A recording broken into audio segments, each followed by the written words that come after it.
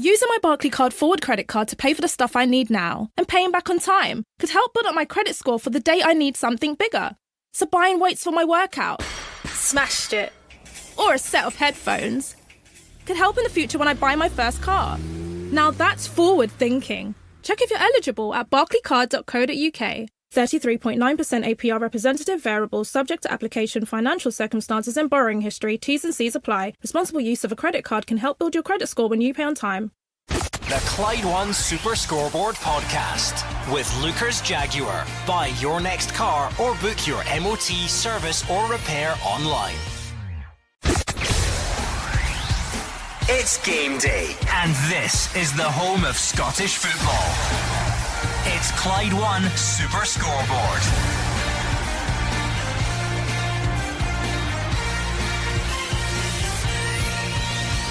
Good afternoon and welcome to Clyde One Super Scoreboard on a Scottish Cup quarter-final Saturday.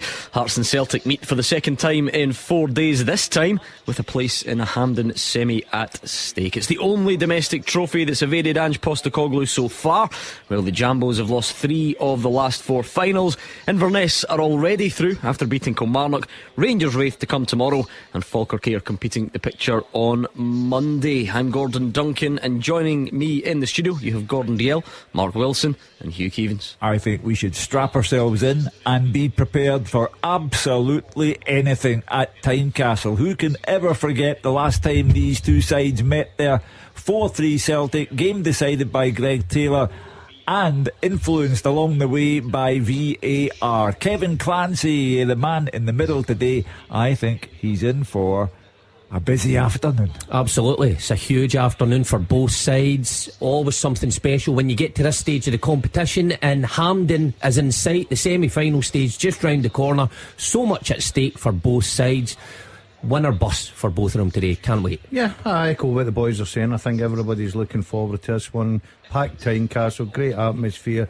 Two teams that went head to head in Wednesday night. Celtic coming out comfortable 3-1 winners, but this is cup football. Looking forward to it already, building up to kick-off. Let's go to the capital, let's go to Tynecastle. Roger Hanna is alongside Gabriel. And now a quick word from our podcast sponsor, Lookers Motor Group. They've got Jaguar, Land Rover and Volvo showrooms across Glasgow and the West, so you can find the new or approved used car that's right for you. This month, Lookers Volvo Glasgow have a new car sale event happening in store.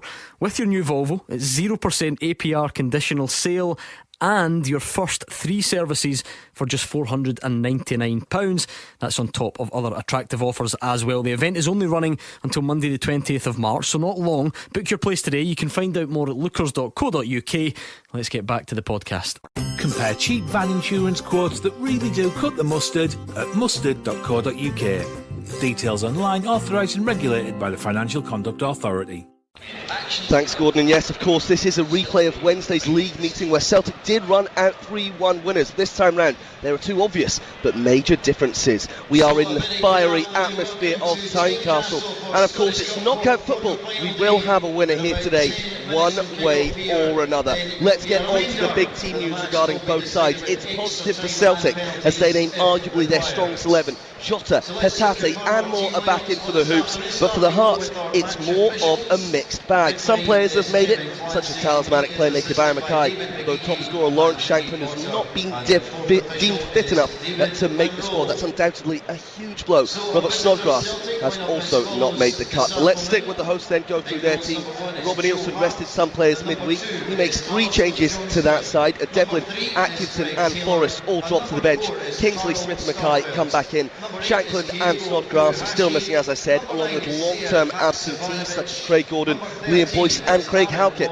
Alex Cochran is only fit enough for the bench. We think it's going to be the 3-5-2 formation that we saw in midweek. It could switch to a back 4 at times. As you know, it's always fluid with Nielsen's men. In goal, it's Xander Clark. A back 3 of James Hill, Toby Simic and Kai Rolls. Michael Smith will be right wing back with Stephen Kingsley on the left. Andy Halliday's pushed inside the centre midfield along with George Grant and Orestis Kjort Matoglu. Barry Mackay will play just off Josh Giannelli, who scored at Parkhead midweek. Substitutes: Stewart, Atkinson, Devlin, Forrest, Cochrane, Nielsen and Kuol. Only 7 substitutes named for the Jambos. And what about And Ange Postecoglou makes 5 changes to that side from 4 days ago. Fullbacks Anthony Ralston and Alexandra Bernabei drop to the bench, along with O'Reilly and Abada. Dyson Maida is injured. In comes Johnson, Hatate, Jota and Haksabanovic. The team is in 4-3-3 formation. Joe Hart's in goal.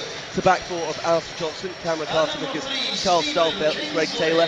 Captain Callum McGregor's at the base of midfield with Aaron Moy and Reo Hatate in front of him. Jota will be on one wing, Said Haksabanovic on the other, and Kyogo Furuhashi leads the line. The substitutes: Bada, Turnbull, Kobayashi, Iwata, Bernabei, O'Reilly and Ralston. The referee here is Kevin Clancy. Willie Collum is the VAR, and I am delighted to say I'm joined by Roger Hannah here at a raucous Tynecastle Park. Now, Nielsen was speaking yesterday. He said his side must utilise the crowd behind them, get in Celtic spaces. So we know, Roger, that the hoops are flying. They've won 12 in a row. They've scored 5 goals in both of their previous cup games this season.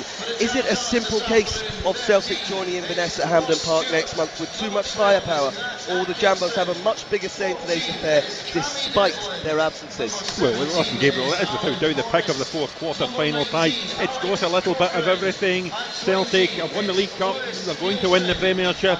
This trophy is now huge to Ange Postecoglou as he goes for a first treble, but it's just as big for Robbie Nielsen. Gordon mentioned at the top of the show, Hearts have lost 3 of the last 4 Scottish Cup finals, including 2 to Celtic. They'll feel they lost at Celtic Park in controversial circumstances, at least in Robbie Nielsen's eyes in midweek.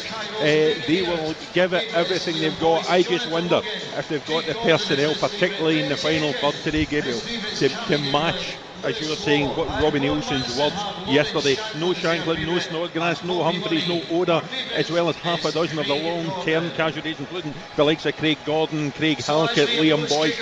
I think this is a big ask for Hearts this. No one yet decapitated. It's not a day to lose your head. No, it certainly isn't, Roger. We cannot wait for this one, Gordon. Kick-off is just 7 minutes away. What jumps out from the team news, Mark Wilson? Well, obviously the Hearts team news, then big absentees. We thought midweek that a lot of them were getting rested for this one, particularly Snodgrass and Shankland. Those missing for Hearts is huge for Robbie Nielsen's side. For Celtic, as much as I expected, probably the only one I'm surprised at, Haksabanovic and for Abada, but he showed when he came on the other night just the ability that he has and his ability to change games. Celtic might need something like that today. Although 2 prominent attackers are out for Hearts, they are still resolute, and Celtic might just need somebody like Haksabanovic to open the door for them. Haksabanovic has not started a game for Celtic since the 12th of November, Gordon Dalziel against Ross County. He scored, incidentally, 11 appearances off the bench since. It's not a bad game to get the nod from the start again. He's been patient, you've got to say that, but also you've got to say he's full of quality. He showed that the other night when he come on. Terrific goal.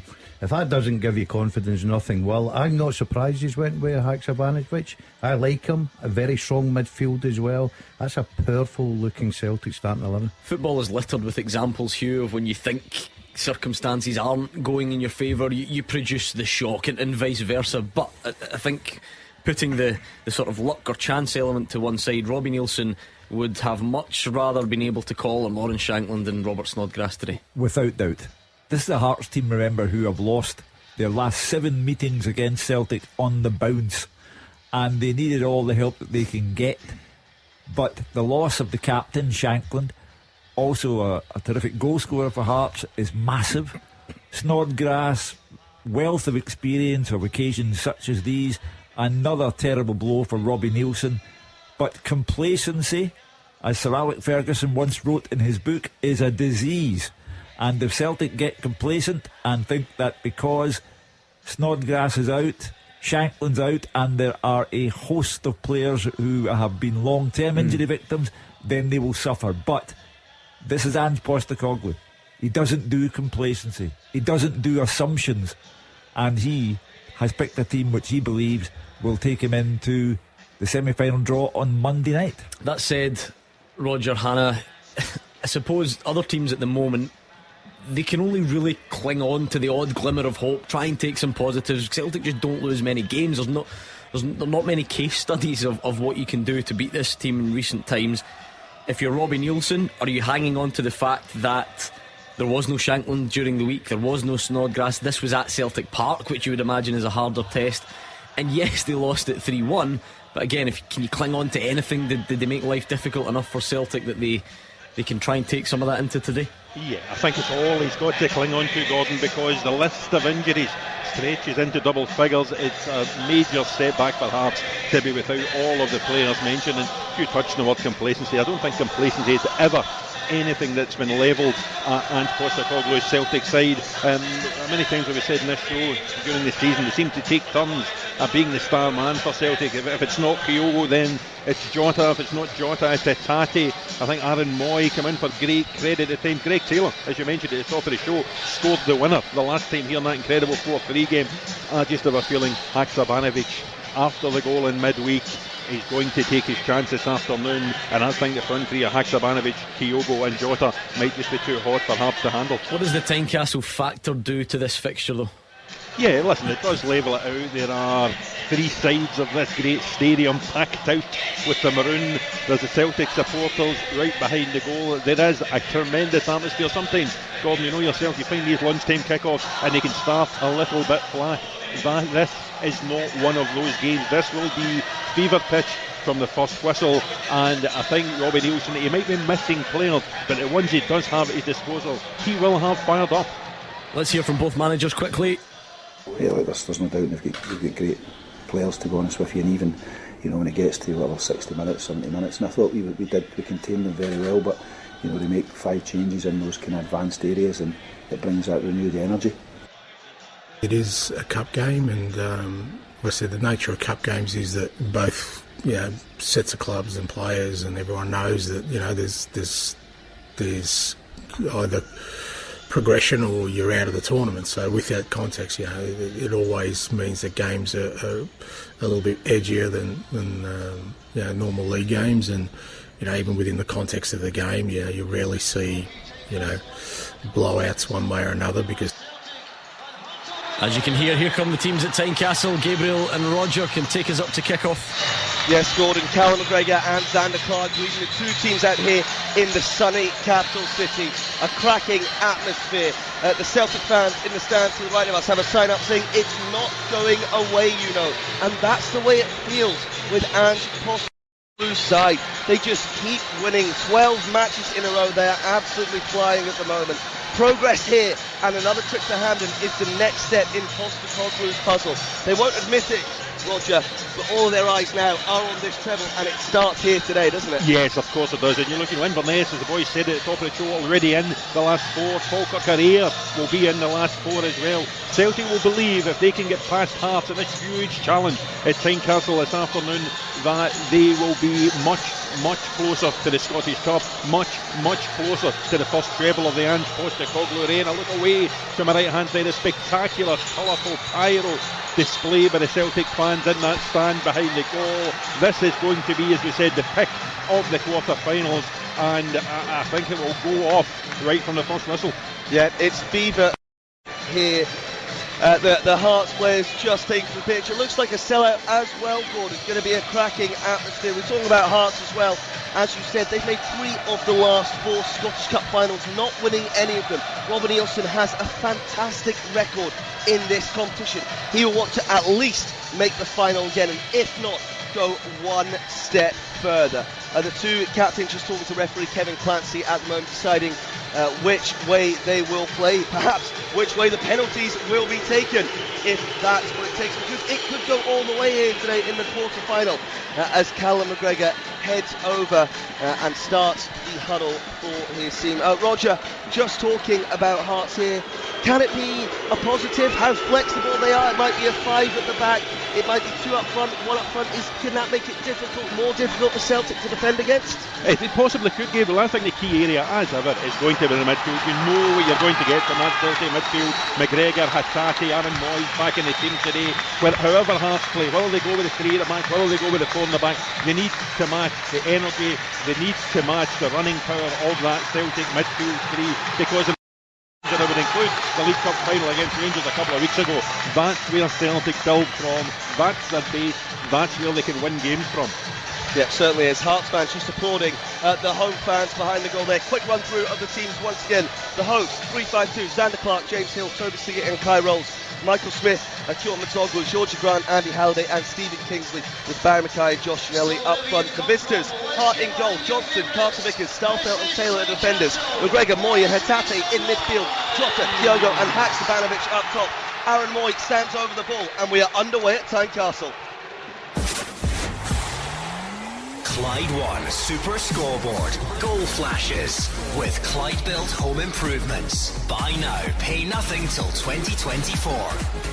Scottish Cup quarter-finals don't get much bigger than this, Hugh Keevins. Hearts against Celtic in the capital. It's always one of the standout fixtures in Scottish football. When you add the jeopardy of cup exit to it, it has got all the makings of a classic. Hopefully it lives up to it. And you also have the dimension of Ange Postecoglou going for a treble, which would elevate him.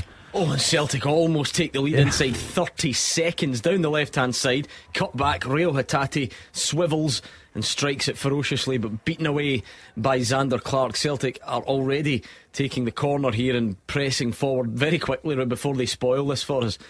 What's your prediction, Hugh Keevins? Callum McGregor now fires one over. Quick, before we get a goal. If Shankland had been playing and Snodgrass had been playing, I would have been swithering, but I think Celtic now. Yeah, come on. Celtic by 3-1.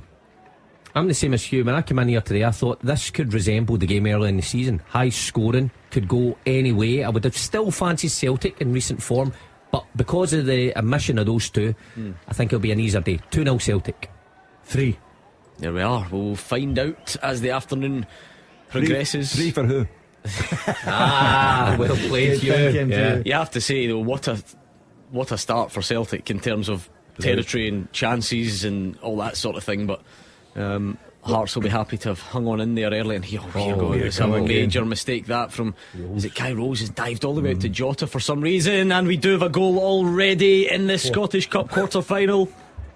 Goal flashes with Clyde Built Home Improvements. Seems crazy to say that with a minute and a half on the clock, the goal had been coming. Jota down the right hand side, Kai Rolls misses it, squared across, and Aaron Moy side foots it beyond Xander Clark. A dream start for Celtic and a nightmare start for Hearts. Well, you're absolutely correct in your choice of words. A nightmare, but beautifully constructed and well taken by Moy, who has become such an important player for Celtic. The point I was going to make earlier on, this is Ange Postecoglou going for the treble that would elevate him to the level of a Jock Stein, Brendan Rodgers, a Martin O'Neill, and I'm sure in his deepest subconscious he would like to do that. But the start that his team have made have shown that they would like to do that for him. They've come out the traps quicker than Usain Bolt, Celtic. Absolutely unbelievable. Down the left hand side for the first one, Hatate, great save. The warning signs were there. And then Jota plays a ball in, and Mark and I look at each other. As much as everybody's thinking the ball would be in the back of the net, it's a terrific finish. Yeah, what a finish. I mean, we'll pick out the positives. Jota gets the head up, he's run that full pelt, sees Moy, Celtic bodies in the box. The finish is unbelievable on the half volley. The bad bit for Hearts, I don't know what Rose is thinking about there. Well, everything's in front of him. I was trying to think. You watched the game the other night, and there were a lot of times when the Hearts central defenders were asked to be brave and step into areas because you know that Celtic rotate all over the place. I'm struggling to see how that would have been part of the plan. No, certainly not. I mean, the ball is as simple as it comes. It's in front of Rose. He goes to step in to affect Jota and just misjudges it. And Jota's in behind him with acres of space. Once he gets here, that's the difference with Celtic though. Once they get in those positions, the quality that they've got to pick the pass, but the finish is unbelievable. The biggest problem about it is when Hearts line up with the formation of 3 and 2 wing backs, the 3 centre backs do not like being dragged into those areas. So the wing back and the left centre back have got to get those spaces. There's a heavy old tackle, Josh Ginnelly, one that you expect almost in this type of atmosphere early on. And truth be told, you get what Kevin Clancy's doing. You try and keep a lid on it early, but in 15 minutes time, it's a booking. That's a booking. It's got to be a booting. It doesn't matter if it's 4 minutes in or 15. No, listen, a booting's a booting. I get that. What I'm saying is you just see refs do it sometimes, whether it's right or not. I don't think he did book him. No, he didn't. That's what I mean. No. But Yeah. if that's got 24 minutes on the clock rather than 4, yeah, he would have booked him, wouldn't he? You would have to get a player decapitated at Tynecastle for there to be a booking for a Hearts player. You've been desperate to get that line used, and you've waited 4.5 minutes. Well done. Aaron Moy's 7th of the season. In particular, after the new year, I think he's got 5 since the end of January, so he's absolutely flying, Aaron Moy. For someone that started so, I was going to try and word it better, poorly, because he was getting up to speed. He makes a game here look so easy. Now, I just watched him there, just dancing around a couple of Hearts players, getting his head up, picking a pass out. He makes everything tick for Celtic at the pace he wants to, and that's quite impressive to stand out when you've got McGregor and Hatate either side of you, because they steal the show. And is this analyse this for us defensively, Mark? Is that the problem for Hearts? If you go and make a misjudgment and you're then all of a sudden all scrambling back the way, it's very hard for anyone to hang out and take care of Aaron Moy, because you're all bombing back towards your own goal. So it's easy for Kyogo to go front post or whatever he did, and Aaron Moy and whoever else just to almost queue up. Just naturally, as a defender, when you see a winger go to cross the ball, it's like a magnet. You get sucked towards that area, the 6-yard box. There's very little you can do. But if you're already there and you're set, then you can come out and everything's front facing. You see it in front of you. But if you're running back and you're unset like Hearts were, you're in trouble. Is there any reason you've gone for a Hearts maroon jumper this afternoon? By the way, it's been bothering me since the show I started. know, when I came in, someone mentioned to me, Andy Albie Halliday mentioned to me, he's got a Halliday in the back. By the way, you've got to ask Halliday what he said to Rosier, because the camera went on him, wasn't there? And you could see Andy having a go, and quite rightly so. Playing quite high up, actually. What he said to him was, "You're going to be my howler of the week on Super Scoreboard on Monday." I don't think he's in on Monday. In unrelated news, he just texted me 2 minutes ago. My sock. He said, I can't make it Monday. I've got him for 64. Don't let me down, Andy. Kiss a badge, off you go. He deserved the start today, have to be said. I know we like to give him a bit of stick, Mark, but he deserved the start. His ball midweek was tailor-made, superb. I thought he was good, for Hearts in that position. Coming up against Abada is never easy, but you could tell the experience Andy's got. See, every time Hearts got the ball and he just slowed it down, picked passes, made things look simple, and then his ball for the goal. Terrific. Well, I said that last night, Mark, it was more Andy Robertson than Andy Halliday. It was fantastic cross. Small victories. I don't know if Robbie Nielsen will be too delighted about it, but they settling in a bit, Gordon. I mean, I know it's like I say, I'm not 7 minutes on the clock, for goodness sake. No, if I was Robbie Nielsen, I'd still be a bit concerned. My big concern, I watched it on Wednesday night. Hearts flood a lot of players over to the position where Celtic's got the ball, and Celtic are brilliant at playing out and killing them and taking a lot of players out of the game. You seen it, I think it was for Kyogo's goal, when Jota got the ball played into Moy. There were about 5 Hearts players tried to cram that space. One pass killed the 5 of them. I've watched Hearts again today. They're doing the same tactic. I think that's dangerous when you get the quality of Hatate, Moy, Jota and McGregor to play. I can't believe that you just mentioned Andy Robertson, Mark Wilson's gaffer, and you didn't even wish him happy birthday. I know. Sorry, I missed the opportunity. Happy birthday. P45 will be on your desk. Yeah, Monday morning. Many happy returns. What did you get him? Well, I'll tell you what, because I'm listening, it's your best pals on Thursday. That's right, we need to set up something, Gordon. No. What present did you get him? Present? Oh, no. Could you tell you? He doesn't need much, though. What? You need quite a lot. You need he doesn't need anything. That's true. I need everything that goes. You know what I mean? So I'm just grateful for anything that comes my way. That's good. I'll remember that then on Thursday night. Anyway, 8.5 gone. Hearts 0. Celtic 1. Aaron Moy's goal inside 2 minutes. It's the biggest cliche in the game, of course, but the next goal is so important, because if Celtic score it, that there will be no way back for Hearts. But Hearts are just looking for something against the run of play, against all expectation. A side weakened by the loss of vital players, but they have to be wary of Celtic going even further in front. I think, Mark, you always like to throw these generalisations out as if we can draw conclusions, but it hasn't actually mattered. Celtic have done the unknown thing for them in recent times and gone behind twice in the last 2 games. They've gone behind to St Mirren, gone behind to Hearts, obviously won them both. but there usually is a feeling that if they take the lead early, you're in for a heck of an afternoon. Well, when was the last time that happened, that they went ahead and they were pinned back? It very rarely happens that they then go and lose a game, especially this team. So Hearts in a whole load of trouble at the minute, and it doesn't look like easing up. I know you were saying their Hearts have come into the game, strung a few passes together, but Celtic making it look so easy at the minute. Another corner kick here, Moy about to take.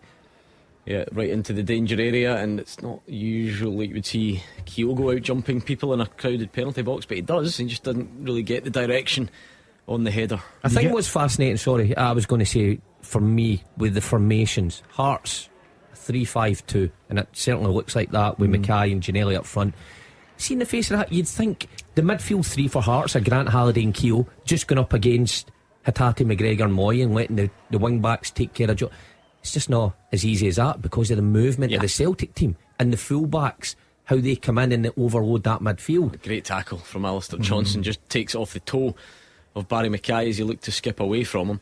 But that's the thing, isn't it, Mark? That's what I was alluding to earlier, where Hearts at times early managed to find solutions the other night, because I know it's brave and it's risky, but you might need Kai Rolls, Stephen Kingsley, whoever it is, to just go into an area that they're unfamiliar with and pick up whoever it is that's came in there. Yeah. But once you go in and get it wrong, then you're in deep trouble. Bust. That's it. Yeah, the full plan's bust. So those fine moments you need to get right against Celtic, even early on in the game. Going to file that one under ambitious from Jota. I didn't really think the shot was on. Andy Halliday blocks it and it goes out for a throw in.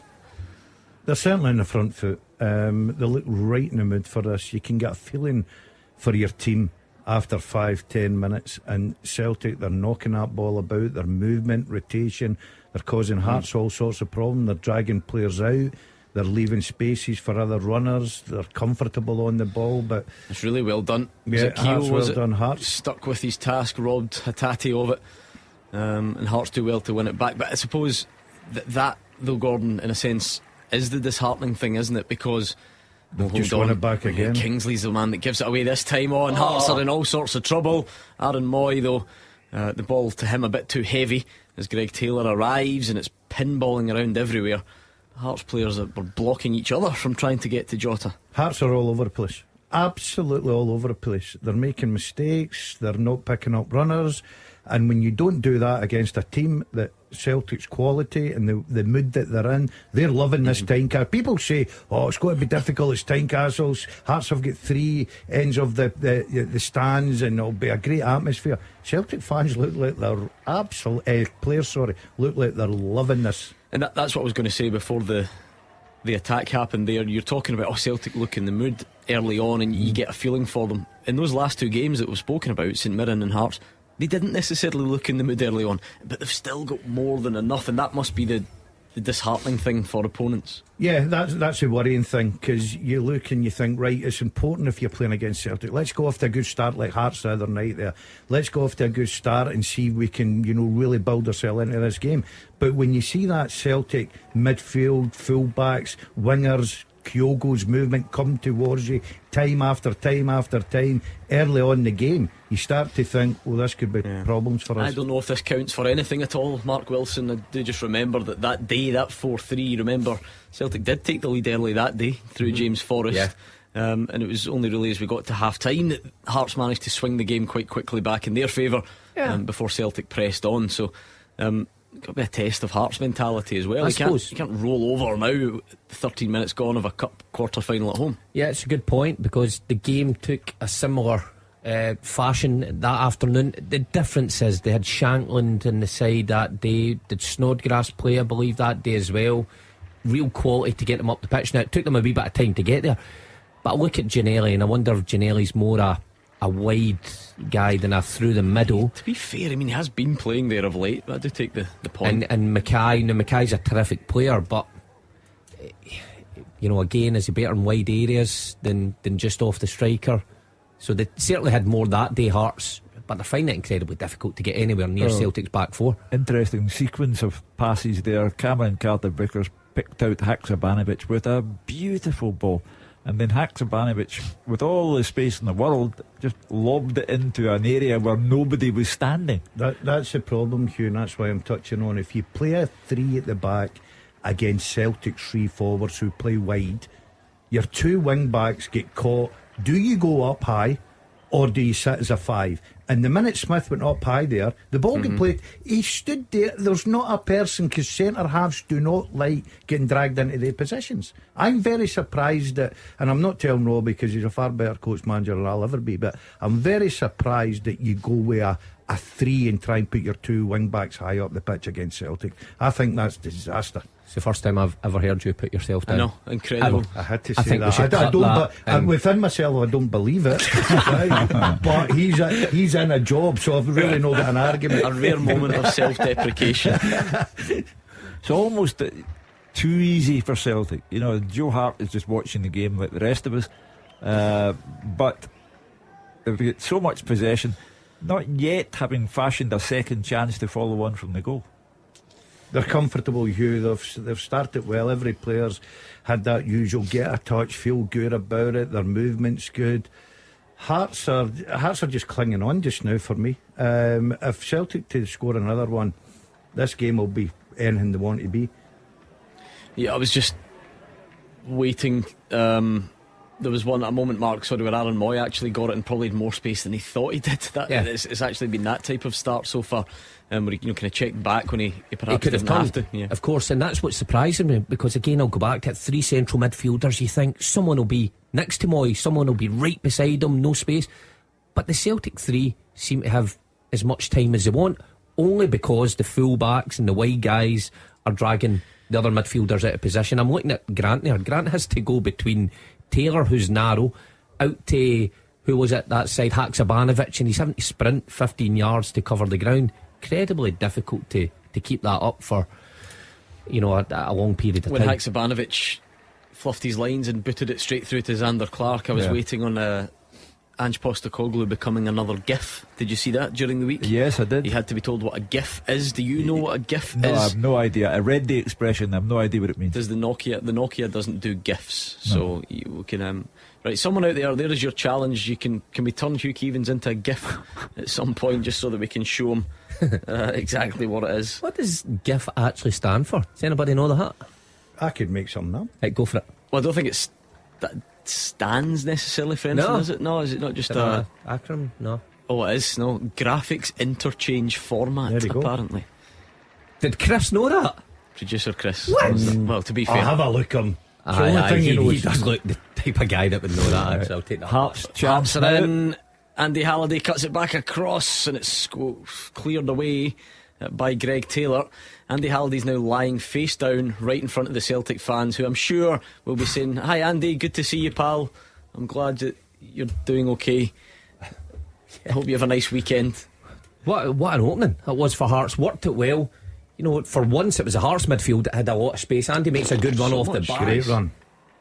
And what he really needed is it Barry Mackay there just coming in at penalty spot. He needed him to make that run more convincing than he actually did. Do you know something? That's where they'll miss Shankland today. Especially, they won't get a lot of those chances. But see someone that's got that instinct round about the box, they're in the positions. That was a let-off for Celtic. Andy played the right ball there. Terrific run.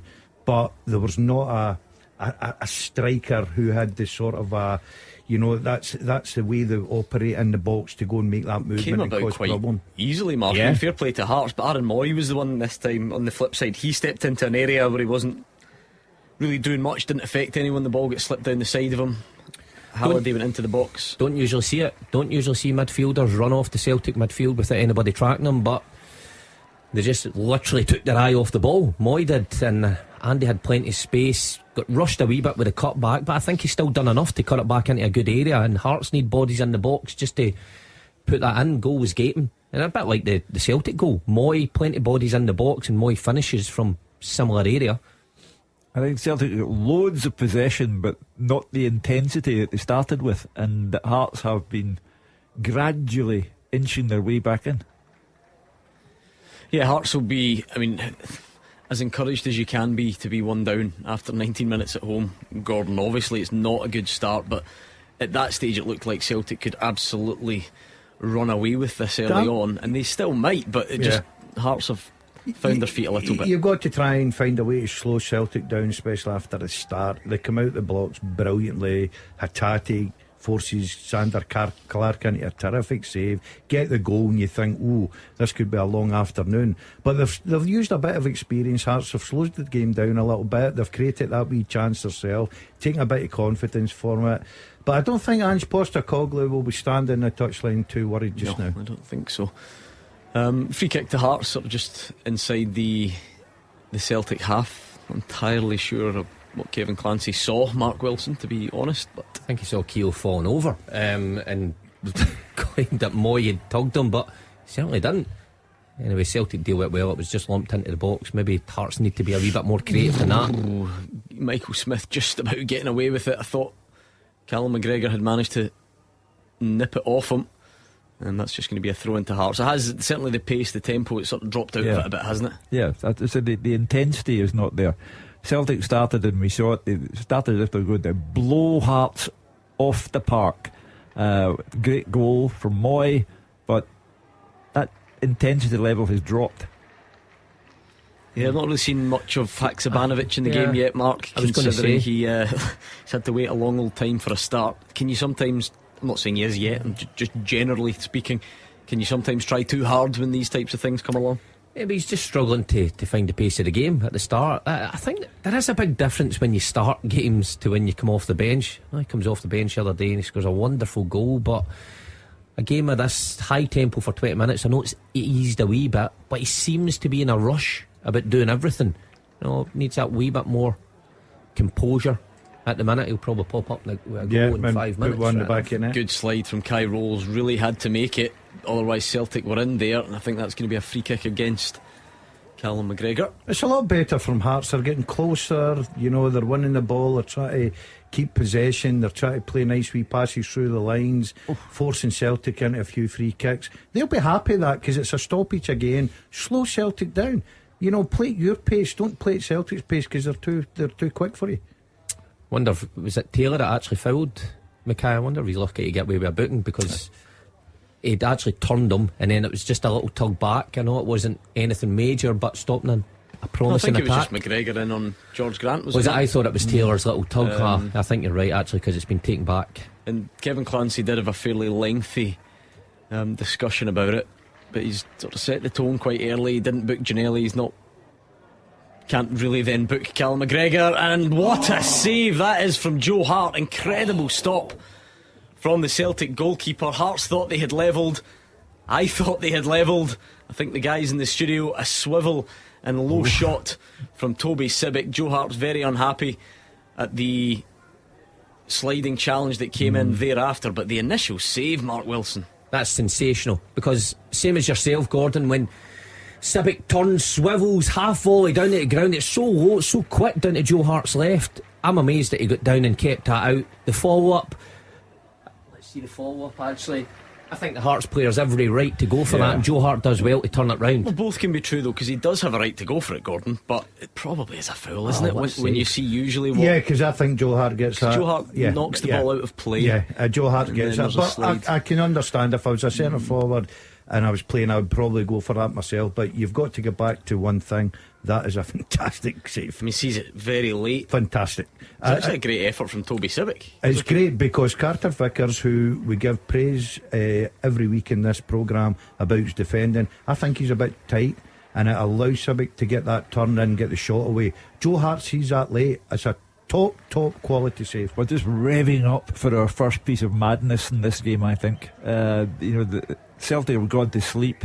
Hearts are with a couple of opportunities to score, and we are back to that kind of game, Gordon, that you spoke about, the 4-3 game where it all kicked off. Yeah, corner kick to Hearts now. They sense that they might be able to find something here, find a way back into the game. I think the Celtic players will actually be thinking, well, right, okay, this is more what we expected to face in the opening stages. Wee bit of pressure from Hearts. Hearts fans would have certainly expected that. So they've livened up, good chance, great save, and they've got another corner here. Yeah, whipped into an area, it's bouncing around everywhere. Defending. Celtic do hack it clear. Starfelt there, Gordon, just getting his foot in before the Hearts, but Hearts putting a bit of pressure on. Now, as much as Hearts will be delighted with this, right? I think sometimes if you're a Celtic player, it suits you. Yeah, all of a sudden they're getting confident, they're putting men forward, and you've seen it many a time. Celtic just play the 2-3 passes and absolutely open you up. It is though, Mark, how you actually use the crowd, because even that, what a throw that is from Hill on the far side. Michael Smith just drags it way out of play, and that will be a goal kick to Celtic. But Hearts need to do something like that, Mark. If you're going to bang on all week about Tynecastle and the atmosphere, Robbie Nielsen even mentioned the Gorgie Ultras and the difference that they've made to the crowd. You need to give them reason to, of course, get behind you. And even that, Toby Sibic, he's out wide, he tries to cross it, it gets deflected away for a throw-in, but the fans loved the territory and gave them a real boost. And now here comes the challenge, because Celtic are going down the right side with Hatate. They just make it look so easy. They're Celtic passing out at the back, then a pass that splits the full midfield through to Moyne, they're away. Oh, it's a lovely pass into Jota, who squares it across, but it's too high. Comes to Greg Taylor at the back post, blocked off the back side of George Grant, and I think an offside flag was up. Hatate's vision though, Mark, frightening. We can see the full picture. We've got a wide view from the camera, and I don't think any of us thought that's where the pass was going to go. He's got a wider picture than his own. He's at ground level, but he's just a fantastic player. Oh, tell me that's not the offside that got given. Yeah, I think it did. I hope not. Dear.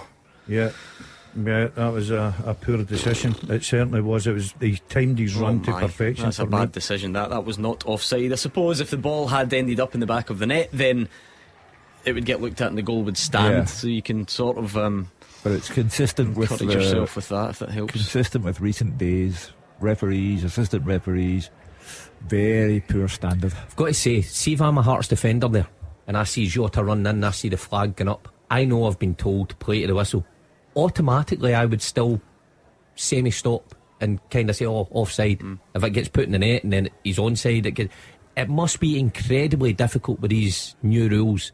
Even though the flag's up, just play on and play on, especially from a defensive point of view. Just natural, it's what you've grown up with. See offside, you stop. No, you play at the whistle. You were told that. Waited though, it was that delayed flag. It's just when you see it back, I don't really know why he thought it was offside. But like we say, had it ended up in a goal, then it would have been checked and the goal would have stood. So didn't get to that stage. Callum McGregor shows neat footwork, gets away from Andy Halliday, driving forward, now driving into an area, slips one through and is just too heavy for Kyogo. That's that run we were talking about, Gordon, on Thursday night after Wednesday night's game, Mark and I, about how clever, and I think his manager said, look, we want to start finding him a lot more. McGregor sees the run, that's a brilliant. The only thing that lets that down is the weight of the pass. The movement, McGregor sees it, he knows he's going to make the run.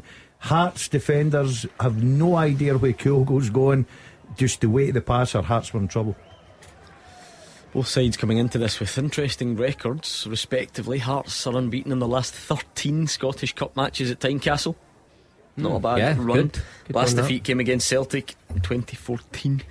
And then on the road, Celtic have got an even better record, losing just one of the last 26 away games in the Scottish Cup. So something is going to give this afternoon, and at the moment it is Celtic in the driving seat. 28 minutes gone, Hearts 0, Celtic 1. Aaron Moy with the goal. Celtic looked at that stage like they might run away with it. Hearts settled, had a good chance of their own.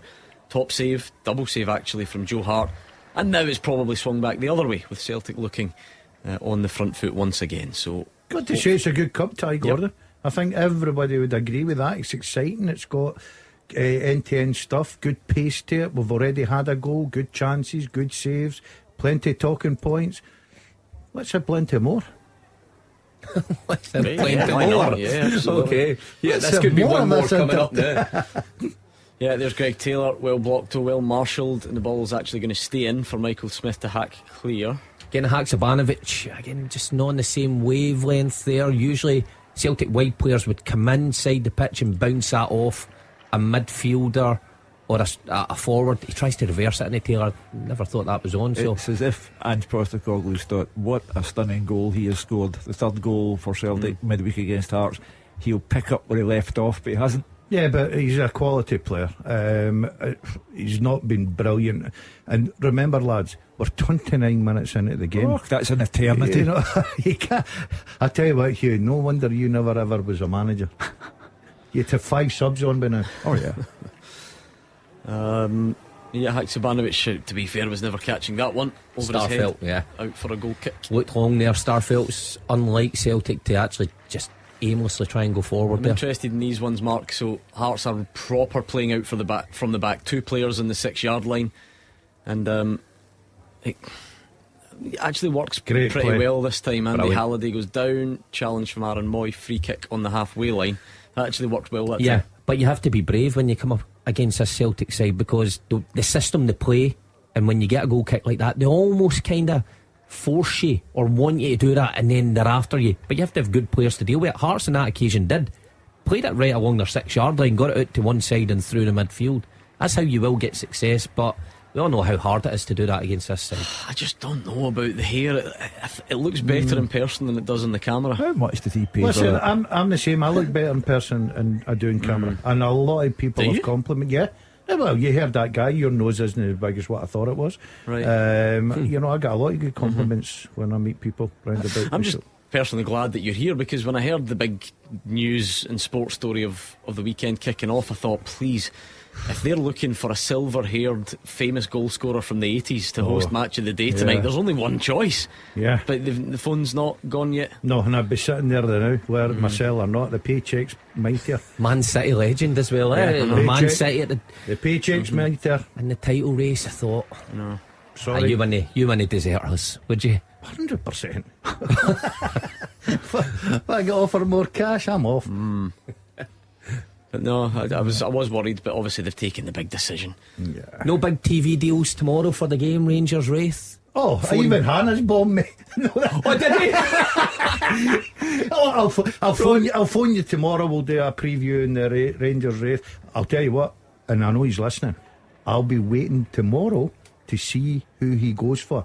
I'm telling you, I'm after him. Who's he going to He's go for? overlooked you for He's an done interview me in. ahead of the game. He's absolutely just pied me to the side. It's got Nacho Novo written all over it. Nacho Novo. Ian Murray. Oh, legend. Something like that, yeah. Couple of Nacho legends. Novo. Oh, Ian Murray.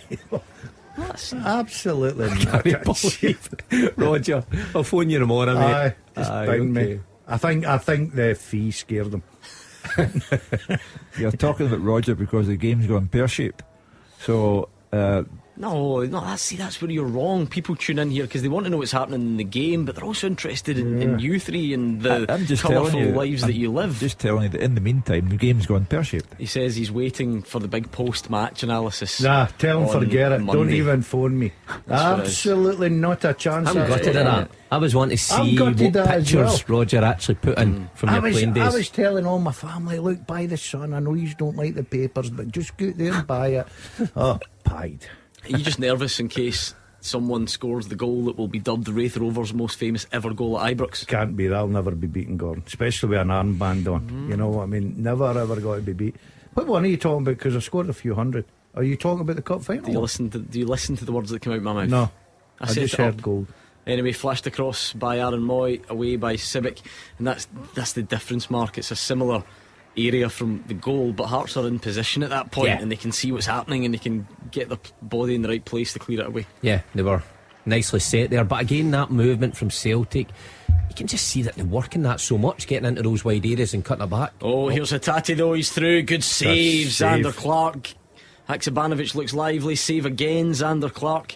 Big chance, really could and maybe should have been 2-0 Celtic. It should have been. Yeah. Great opportunity. Hattati, you were thinking. But I've got to say something. If you've got a chance, especially if your Hearts against Celtic, to get into a semi-final, your goalkeeper's got to have a big day. Absolutely. And he's already had 2 magnificent saves, and both from Hattati. It was almost like it just wouldn't settle for Hattati to hit it sooner. He had to Down quick wait enough. and he had to get his body up and over it, and he gets in target. But that is a good save from Clark. The venue of his first ever Celtic goal, of course, wasn't it? Rio Hattati burst onto the scene Yeah. last season. I think in general terms Xander Clark has been wonderful for Hearts. They're very fortunate that he was there when Craig Gordon had that awful injury, and Sandy. I tell you what, that could be is that not a shout for a penalty? I know Johnson, when they look crosses back at the that, ball. I think Alistair Johnson doesn't make a meal of it and he gets the ball away as Andy Halliday went thundering in. He's risking you know. I'd like to see that again, because one of those ones, two of them are going for it 50-50. Johnson gets here before the cross comes in, but there's no doubt I think Andy comes in and mistimes it. Yeah, Celtic players weirdly didn't make much of a meal of it, and the throne's been taken now, so I guess that's done and dusted. I might not have had time to get it all, because that did all happen very quickly, but yeah, you'd have to assume that that's. If I was the Celtic player there, Greg Taylor, I'd be tying my shoelaces at the throw-in, just take my time. That shouldn't influence it, I guess, but we'll just see it again. So it was Alistair Johnson. You can make a case for sure. Yep. Is it because Johnson slides as well, Gordon? Or, if Johnson's on his feet and is wiped out, then it looks more dramatic. I think I know what Mark's saying. When you see that at the beginning, I thought Andy was running a risk, and he is, because he goes to ground. I thought that was a correct decision, Gordon. Hugh, you going penalty, Hugh?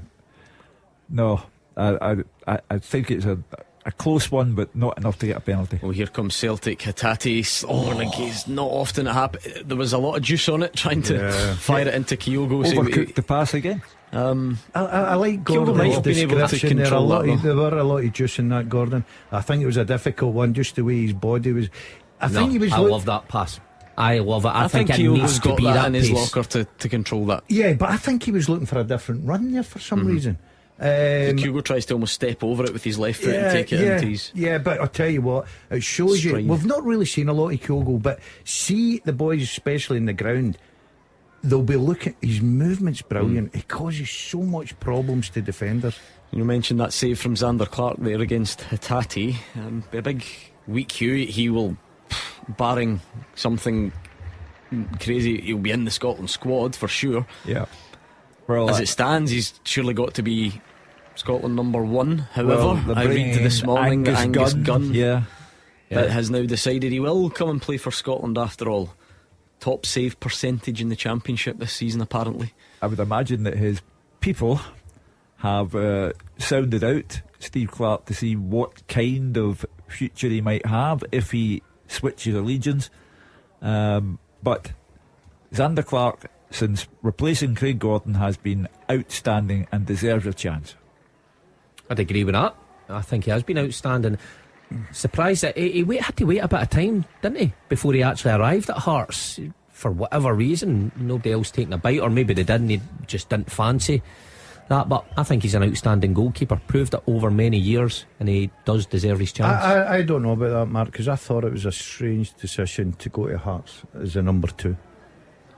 You know that Craig Gordon would have been certainly the number one goalkeeper, but you know Craig Gordon's 13 whatever, so you've got 9-year-old. You've got to sit a season on the bench. Yeah, because if there's no leg break, we're not seeing Xander Clark. 100%. He can't go on forever, can he? So maybe he's just sort of the long game. That's not my point. I wish he would listen to me. So he's got to sit a year on the bench. Yeah, that was my. But he's not sat a year on the bench. I know, because Craig Gordon got injured. So there, he gambled, he won.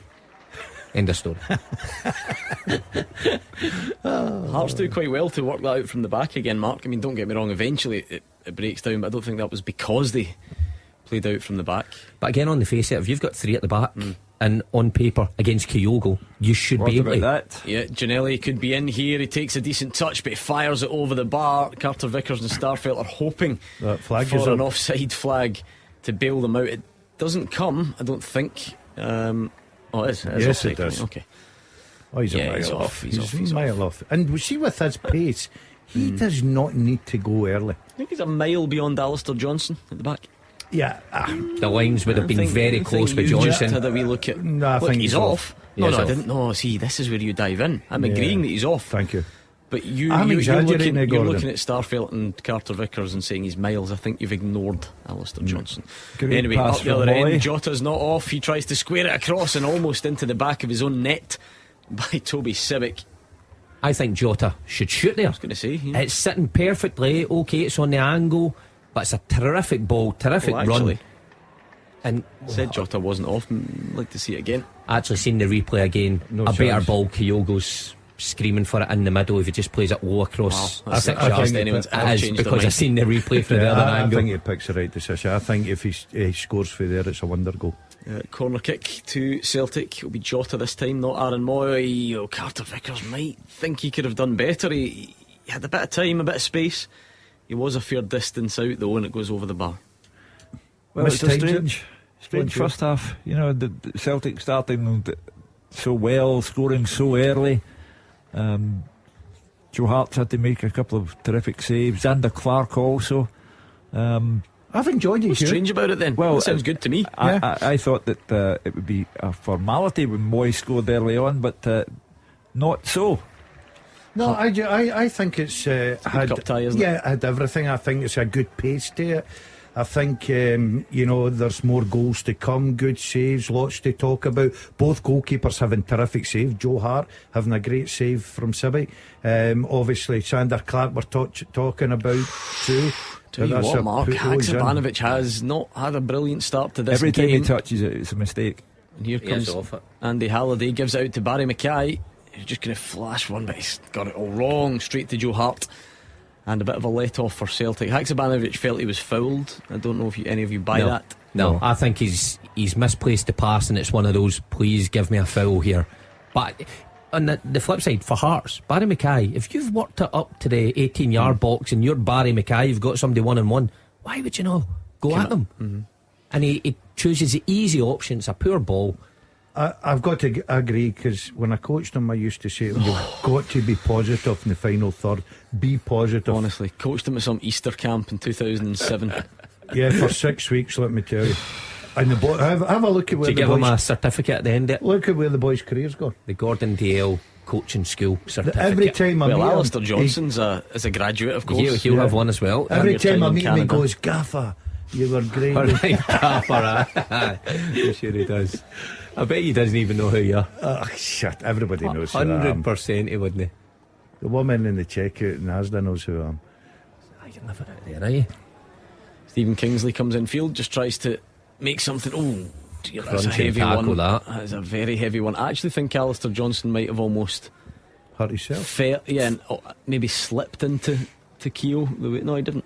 They've both ended up colliding with each other. Just get on with it. Yeah, it's allowed to happen. Contact is allowed to happen in the sport, with it slowing everything down, analysing everything. Both of them went for the ball. I think you've got to say, I know Mark's argument about the first tackle in 4 months, but I think the referees handled the game well. It's been a good pace. There have been a couple of good tackles that we've looked at. Halliday's, for instance, that one, they're coming together there. I think he showed maturity and experience here, the referee. I really do. See the one with Andy Halliday, right, and Johnson. Johnson crossed the ball. The difference for me, see if Johnson just flicks that round him to go on the other side, that is a penalty, 100%. But because I think Johnson has actually crossed the ball and it's went into the box, it's somehow deemed that that's not a foul. You can quite clearly see the contact. So do you think the ref was wrong? Yes. I feel I'm standing next to Robin Nelson. With my heart's jumping. I tell you what, she can shoot your head. I'd be in trouble. That looks like a wee fresh trim Robbie's had. I was through at his press conference yesterday. I'm pretty sure that's a fresh one for the big game this morning. Well played, Giannelli. Comes out and rolls Starfelt, who now has possession of it. And that's where Giannelli needs help, because I think he does terrific there to roll Starfelt, but he needs bodies round about him. Taylor, Carter Vickers swooping on the loose ball really quick, and the danger's away. Hearts need bodies closer. Oh, nice over there from Hatate, but I think Kyogo's got to, he's got to be on his toes there. I think he's flat-footed, doesn't see that. I think that was the one, mistake that Kyogo's made with his movement. He should be able to read Andy that. Halliday thunders in on Alistair Johnson again. Just a throw in this time, I think, is it? Or did he give the free kick? Has Kevin Clancy decided not to book anyone for the day? Is that... I don't think that's a booking, Hugh. We're overreacting to a lot, aren't we? We can't have it. We can't have it always. We can't moan about. I don't mind that. I think Andy got a bit of the ball there with his left foot, and his follow through just took Johnson out. But that's fine. You're allowed that. It's exactly what fans want to see without going over the top. So there's no point in standing off Celtic players and letting them do their thing. Andy obviously realises he has to get close to them. I think he's lucky to get off for the penalty kick shout. Here comes Alistair Johnson. It's low. It's away for a corner kick. Kai rolls. This man's not going to let that go, is he? I know. I just think they're tackling in the game, and I thought the referee. Magnificent! And we've got another one of these at Tynecastle. Goal flashes with Clyde Built Home Improvements. Hearts 0, Celtic 2, and it's Kyogo again. What a season this man is having in front of goal. And you talk about good times to score, bad time to concede if you're Hearts. 44.5 minutes on the clock. Celtic take the throw in quickly. Aaron Moy, Alistair Johnson. Hearts don't get out. It's flashed across, and a backheel flick beyond Xander Clark from Kyogo. Cheeky, confident, and it puts Celtic 2 up. Player of the year. Everyone loves a goal scorer, and in Scotland there is no goal scorer like this guy. It's a wonderful cross from Alistair Johnson, who grows more impressive by the week in a Celtic jersey. A tremendous finish from Kyogo, and a psychological killer for Hearts. It's terrible from Hearts. It's absolutely terrible. See, when you stand off Celtic and just watch them play the ball about, they're going to punish you. What a finish that Half time at Tynecastle. Let's speak to Gabriel and Roger. Yeah, half time here, and it is 2-0 to Celtic. Aaron Moy's goal in the first 2 minutes, along with Kyogo's strike just before the interval, giving the Hoops a deserved lead here. It initially looked like the league leaders might blow Hearts away.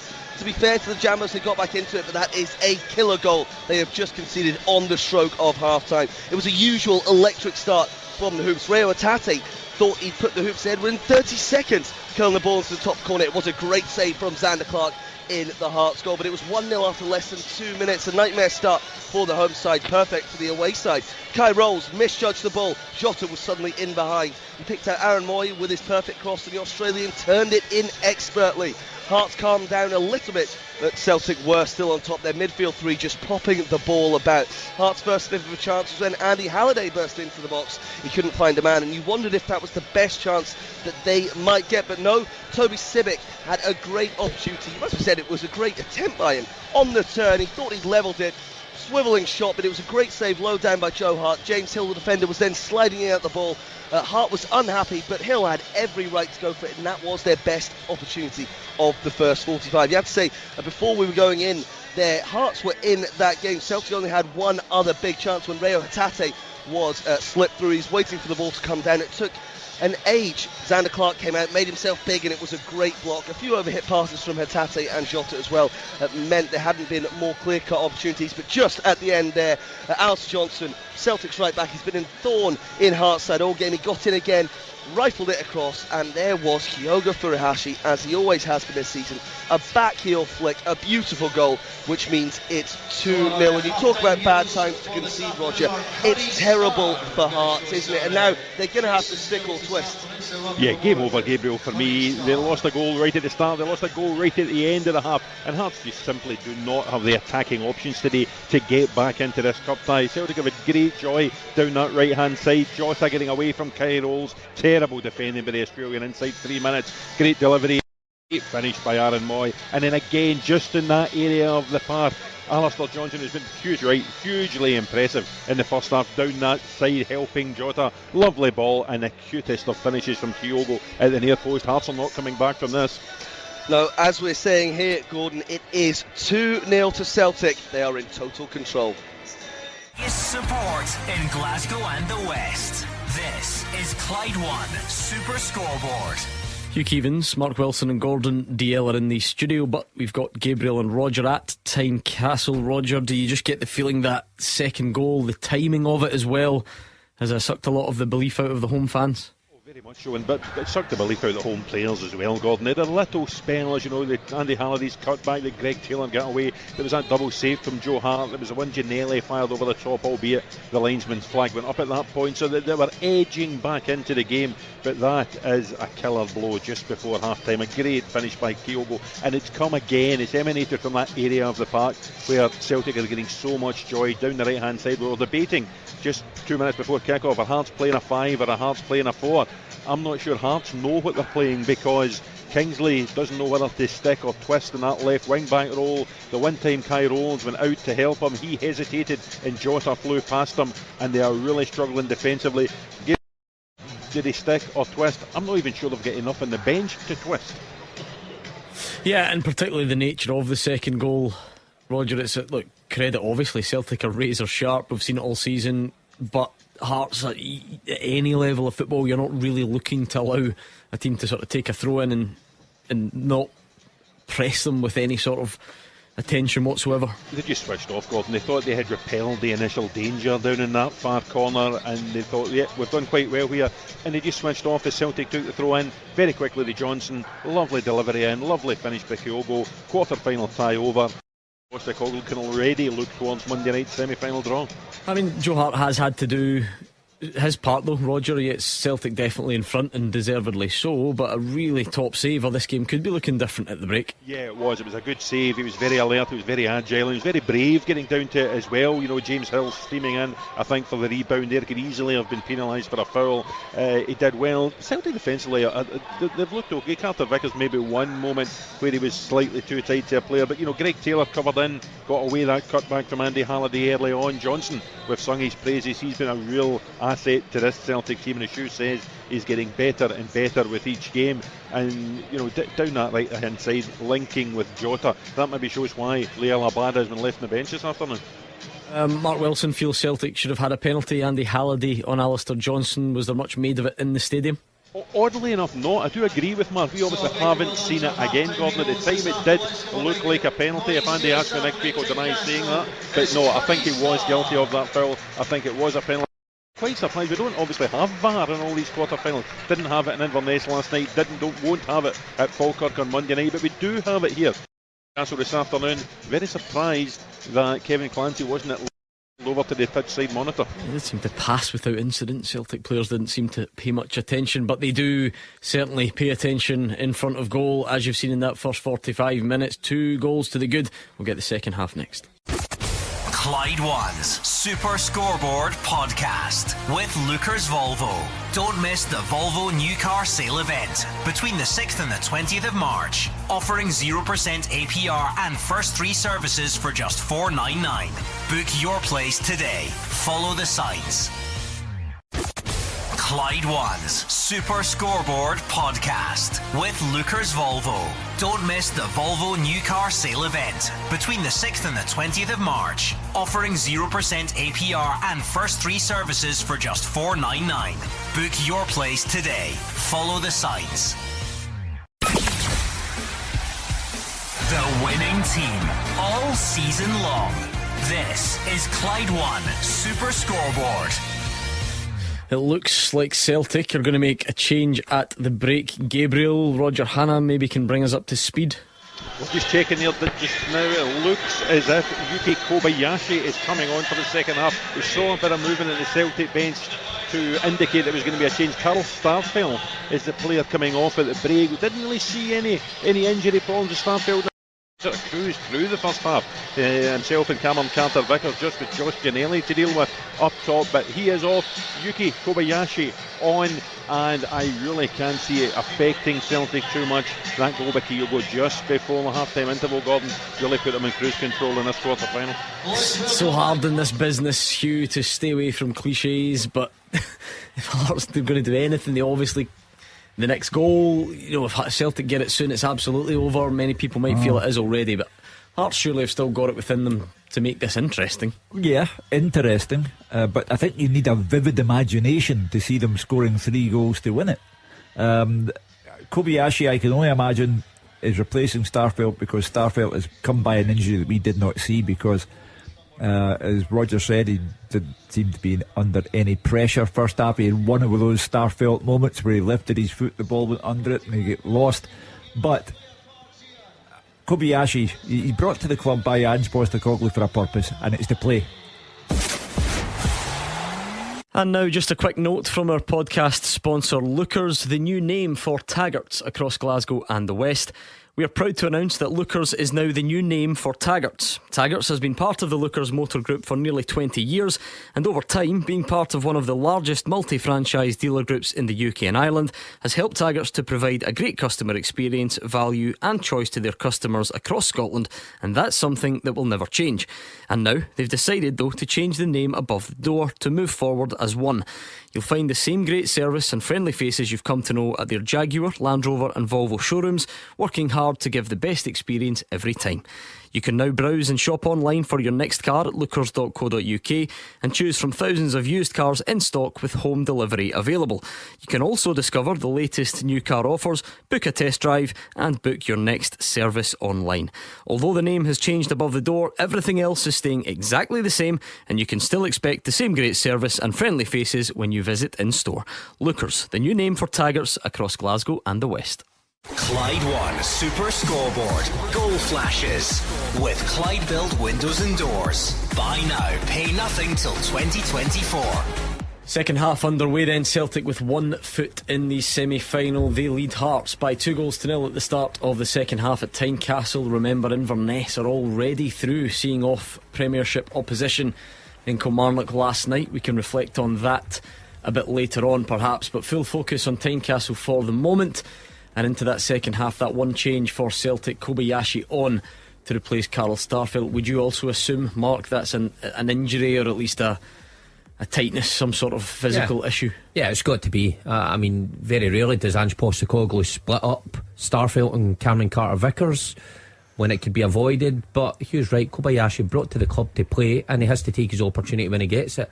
Must say that's exactly what you want. You come on as a sub, first involvement for him, settings in. Carter Vickers has cemented Andy Halliday, I think it is, over on that far side, and that is our first booking of the afternoon. No, it's not, is it? It's who is it? Someone's lying down anyway. Kingsley, Stephen Kingsley. Any complaints about that booking? No, not really. Gordon? No, absolutely not. I don't think Carter Vickers will have any complaints about that either. He seems he goes in. There are absolutely no complaints about that booking. Certainly a booking, and he's still down the ground at the minute. He's just taking his time to get up. There's a lot of force behind it.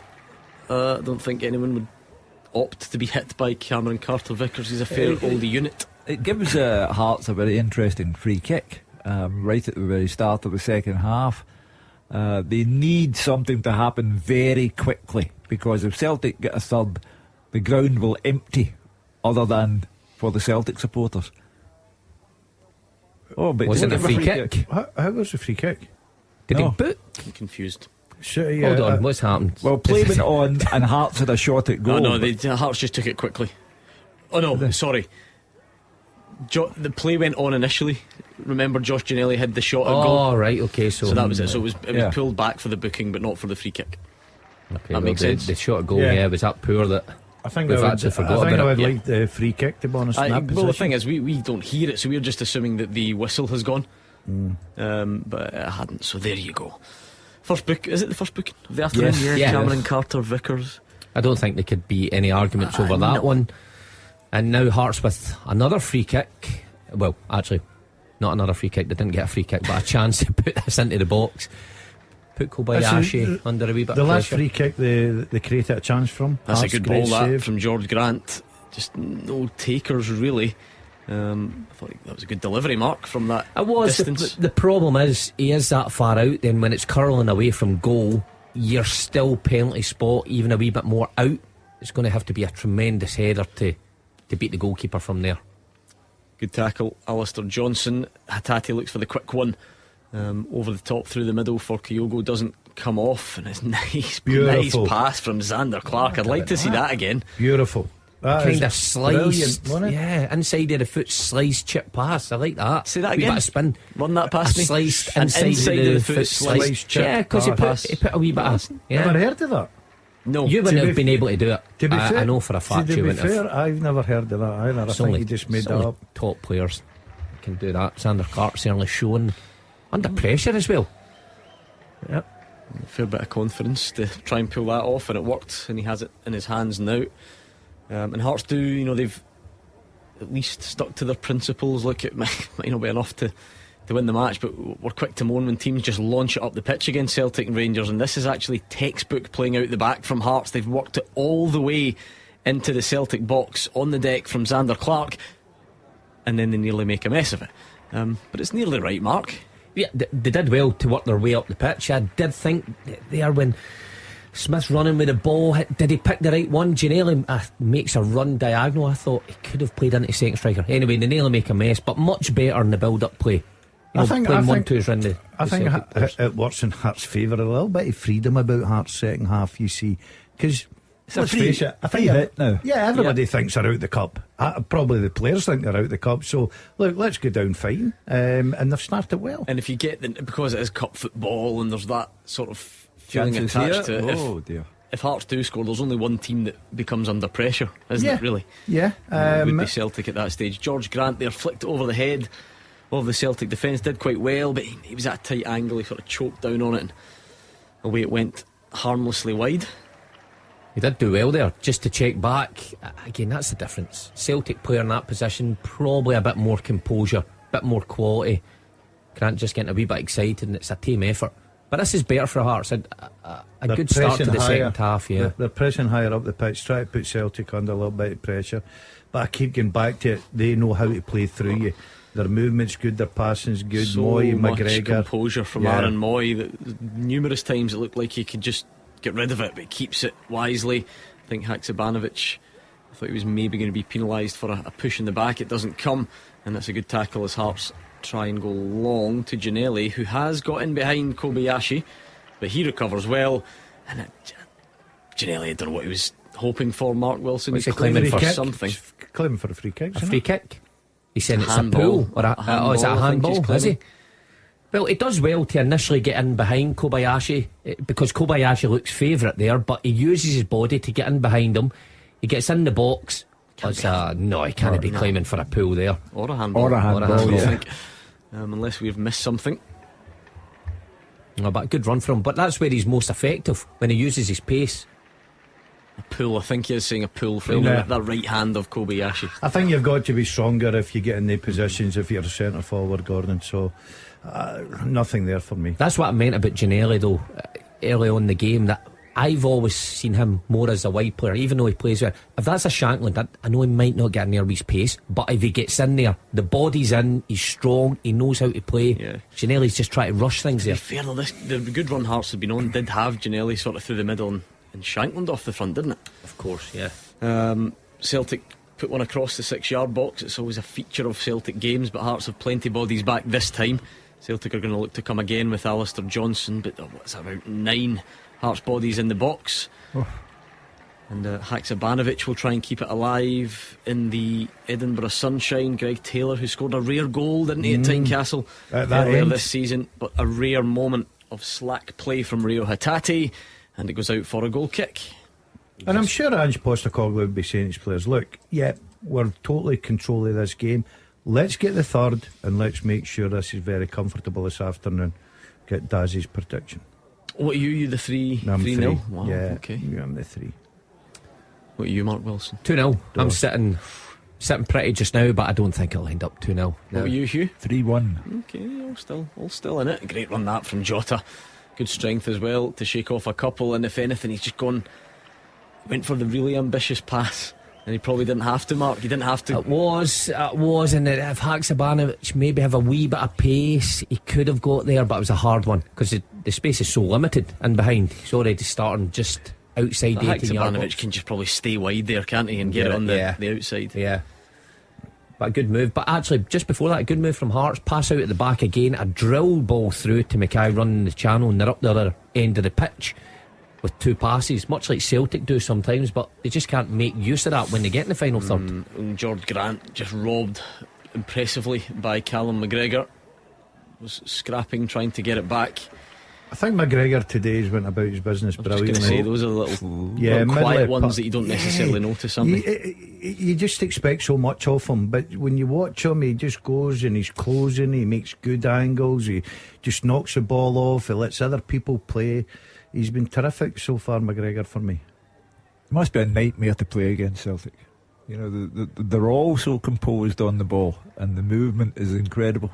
The movement's the most impressive, thank you. Just how that midfield just rotates. You think you've got somebody, you think you're tight, you think behind you your teammate's tight, and before you know it, they pop it and it's someone else that's just came from some other position.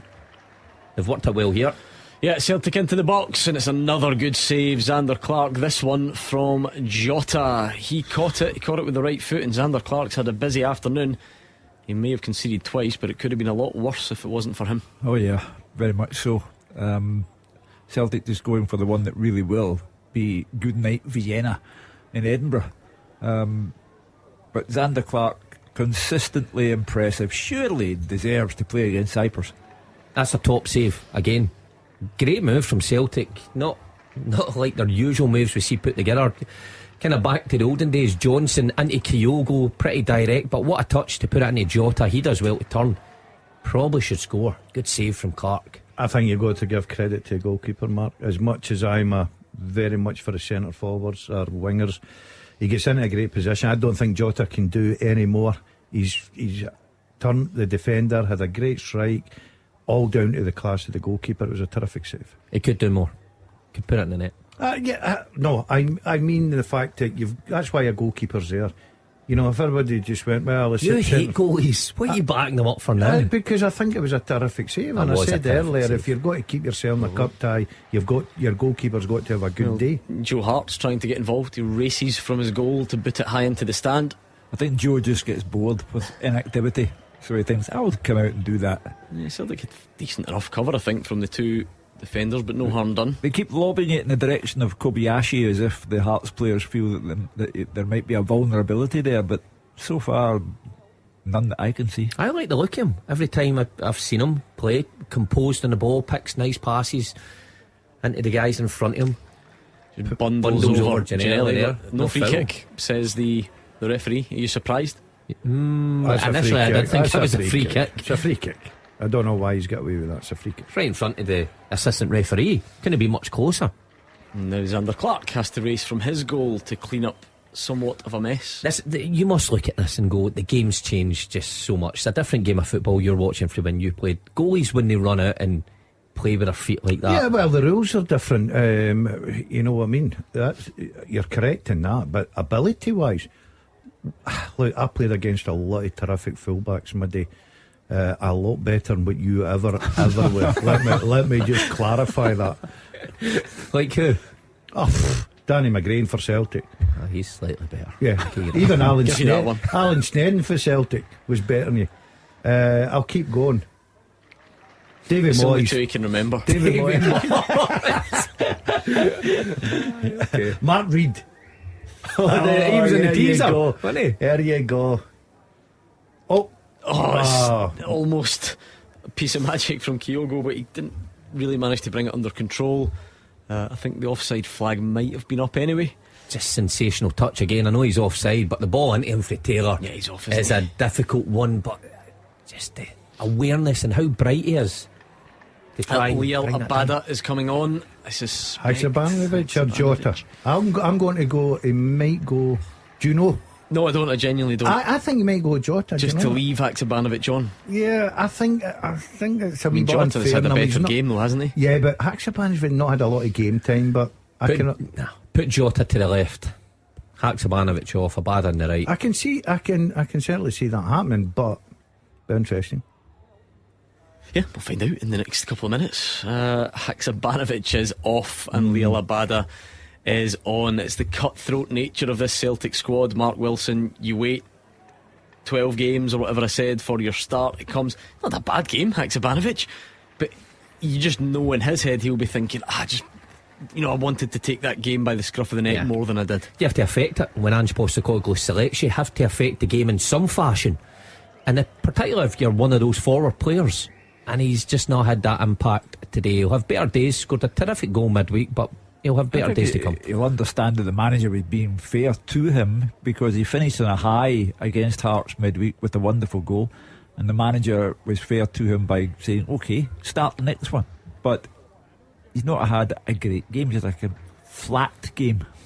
The positive is he's got a good 60 minutes under his belt, and a good cup tie that's played at a good pace, so he'll benefit from that, because it's all about getting game time for him. Chance, of course, for Liel Abada. You know, he got his start in the game against Hearts during the week and didn't find the back of the net, if that's the you look at judgment that we're using. The impact that Abada made at Paisley last Sunday, when he came on for the start of the second half, scored a terrific goal. Postecoglou will be hoping he can do something similar. And we've said, Mark, you know, that the actual appearance numbers, if you dig deeper into the minutes in terms of who starts and who comes on when, but just the number of appearances, this is Liel Abada's 40th game of the season on the 11th of March, for a guy that at times isn't first choice and can be bit part, but you know, they always come on, they always contribute, and this is his 40th game of the season. Quite unbelievable. It just shows you how things have moved on with substitutions these days, because you would rarely get that chance for Hearts here, right enough. Yeah, Hearts in the box, scrappy, and it's fired back in, and it's just bouncing around everywhere until Hatate hacks it clear. And that's all it can take sometimes, Hugh. Look, Celtic are comfortable enough within the match, but if you put the ball in the box, you have a lottery involved. Yeah, and it's been the case all afternoon with Celtic. There hasn't been clean defending, it's all been a bit frantic, and Hatate simply forced to renounce his ways of playing the game and give it, as we say, a big hard kick. The first line of defending there came from Kyoto. It's incredible. Everyone gets back, does their job. It's better play for Hearts. They're trying to be a wee bit more route one now, trying to put a bit of pressure on Celtic. They need a goal and they need it quickly. And now we've got another chance. Yeah, Carter Vickers just cleaning up. Halliday tried to nod it down and run into the box, but he didn't really ever have it under control, and that will be a booking on Liel Abada. Sliding tackle, was it Keogh who came across? Yeah, absolutely it's a sore one. Abada on the touchline. But it could be a bit of a dead leg here for Abada. Just sees it coming, nicks it over Keogh. Keogh cynically just wipes him out right in front of the dugout. Sore one for the winger. Just a classic booking, isn't it? Everything about it.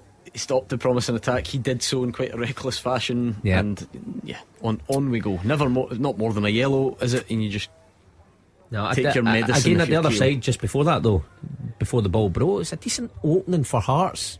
And was it Andy Halliday that just couldn't get the ball under control? Carter Vickers across quickly, but here they come again down this left side. Yeah, Halliday's cross was sliced by Carter Vickers and almost ends up in the back of the net, but Joe Hart backpedals and gets his two hands on it. The crowd behind the goal claiming it was a pass back. Everyone loves a trier. Or were they claiming it was across the line? It was neither, so I don't think we need to worry too much. Nice control from Kyogo, but he just tries to offload it quickly to Jota, who wasn't quite on the same wavelength, but then he goes and robs Michael Smith and wins it back. Oh, and it's great footwork. He's danced away, he's into the box, it's Jota, and it is the classic name in lights scenario. He's robbed Michael Smith, he's twisting, turning, he's burst into the box, he's at an angle under which no circumstance should you consider shooting, but he does, because he's already had a rush of blood to the head, and he drags it wide. What about that swivel of the hips there, just to turn inside? Smith nowhere to be seen. And I was chatting about Jota having composure earlier on. It was a lack of composure here. I don't know what he's thinking there. There must have been better options open to him. There must have been. The only thing is, he went for a front post. And exactly, that was even stranger. I thought he would have tried to bend it into the other one. And he missed the front post with 3 yards, which is hard to do. Yeah, anyway. Good play from him. Great skill. He's an entertainer, Jota, and that's, I think the Celtic fans love the front 3 or front 5, if you like, the guys that sit on the bench, because they are entertainers. Yeah, Greg Taylor's down. I think he's intimating he's taking a whack in the face by Michael Smith. He does have his arm across Greg Taylor's face. I don't necessarily think there's too much in it, unless I've missed something. Kobayashi's just been nudged away by Josh Ginnelly. Well, I think Ginnelly does well there to get in behind Kobayashi. Probably could be stronger. But the problem that Hearts, the problem Hearts have got, and it was the same when Andy Halliday just crossed it in there with the Carter Vickers one. You see the wide lens, one body in the box. Ginnelly that time was at Mackay. You look at Celtic when Jota gets the ball in the opening minutes. You said it. If Moy missed it, Hatate was coming behind him. Kyogo was in there. So they're 2-0 down. They need to start committing bodies into the box. I know they'll leave themselves open in the midfield area, but if they're wanting to get back into it, you can't just rely on one guy being on the end of a loose cross coming in. Yeah, we're at a crucial stage in this game, Hugh, aren't we? 64 minutes right now. In fact, Hearts make a change, so it's Cammy Devlin on for Keogh. This period of the game, Hearts almost have to decide or try and make moves if they're going to get themselves back into it, or if this one's going to peter out and get away from them. Well, it peters out the minute Celtic score the third goal. Referee going to have a look at something, is he? Well, Joe Hart ran out his box to have a word with him. I don't know what it was all about. Kevin Clancy's turned and gone, I don't know, he's gone back. We're back playing, so he wasn't going to check anything in much detail, whatever it was he was looking at. Well, Hearts, as you say, Gordon, I mean, it's now or never for them. They know subconsciously that if Celtic score a third goal, they'd be well going back into the dressing room and getting their stuff on. So they have to see what they can get in the next 5 minutes, I would say.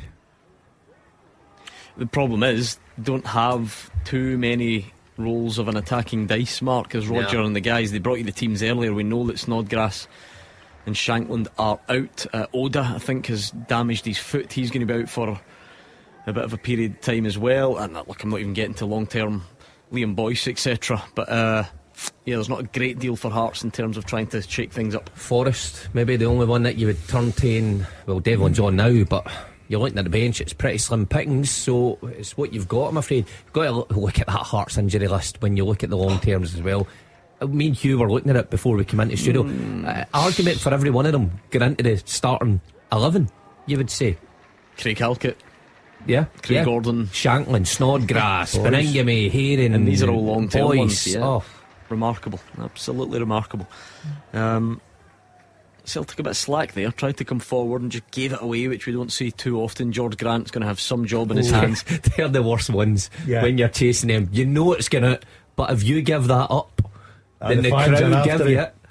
Must admit though, I felt he got close enough that he could have just flicked out for a throw in rather than a goal kick. And where's Joe Hart's out again? I don't know. It's the same incident, I think. They're showing the same incident. It's got to be replay. I think something's been thrown at Joe Hart. I think that's what it was from the stand behind the goal, which obviously you would prefer not to see, becoming a fairly regular occurrence, but hopefully nothing too serious doing on that occasion as Celtic look to try and press Hearts, and it works. They don't even need to do it that effectively, and Kyrol still gives it away.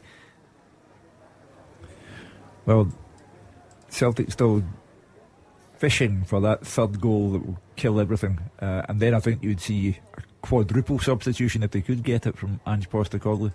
I don't. Even if it's two, I will expect substitutions very shortly. He does it anyway, doesn't he? He does it anyway because he's got every faith in his bench, and usually they come on and produce and score goals and assists or whatever. He's got that much quality sitting behind him at this moment in time. So yeah, the new Hearts. Look, see if you're Ange Postecoglou and you go to Hearts in the Scottish Cup tie quarter final at Tynecastle, packed house, and your goalkeepers had one save to make after 68 minutes.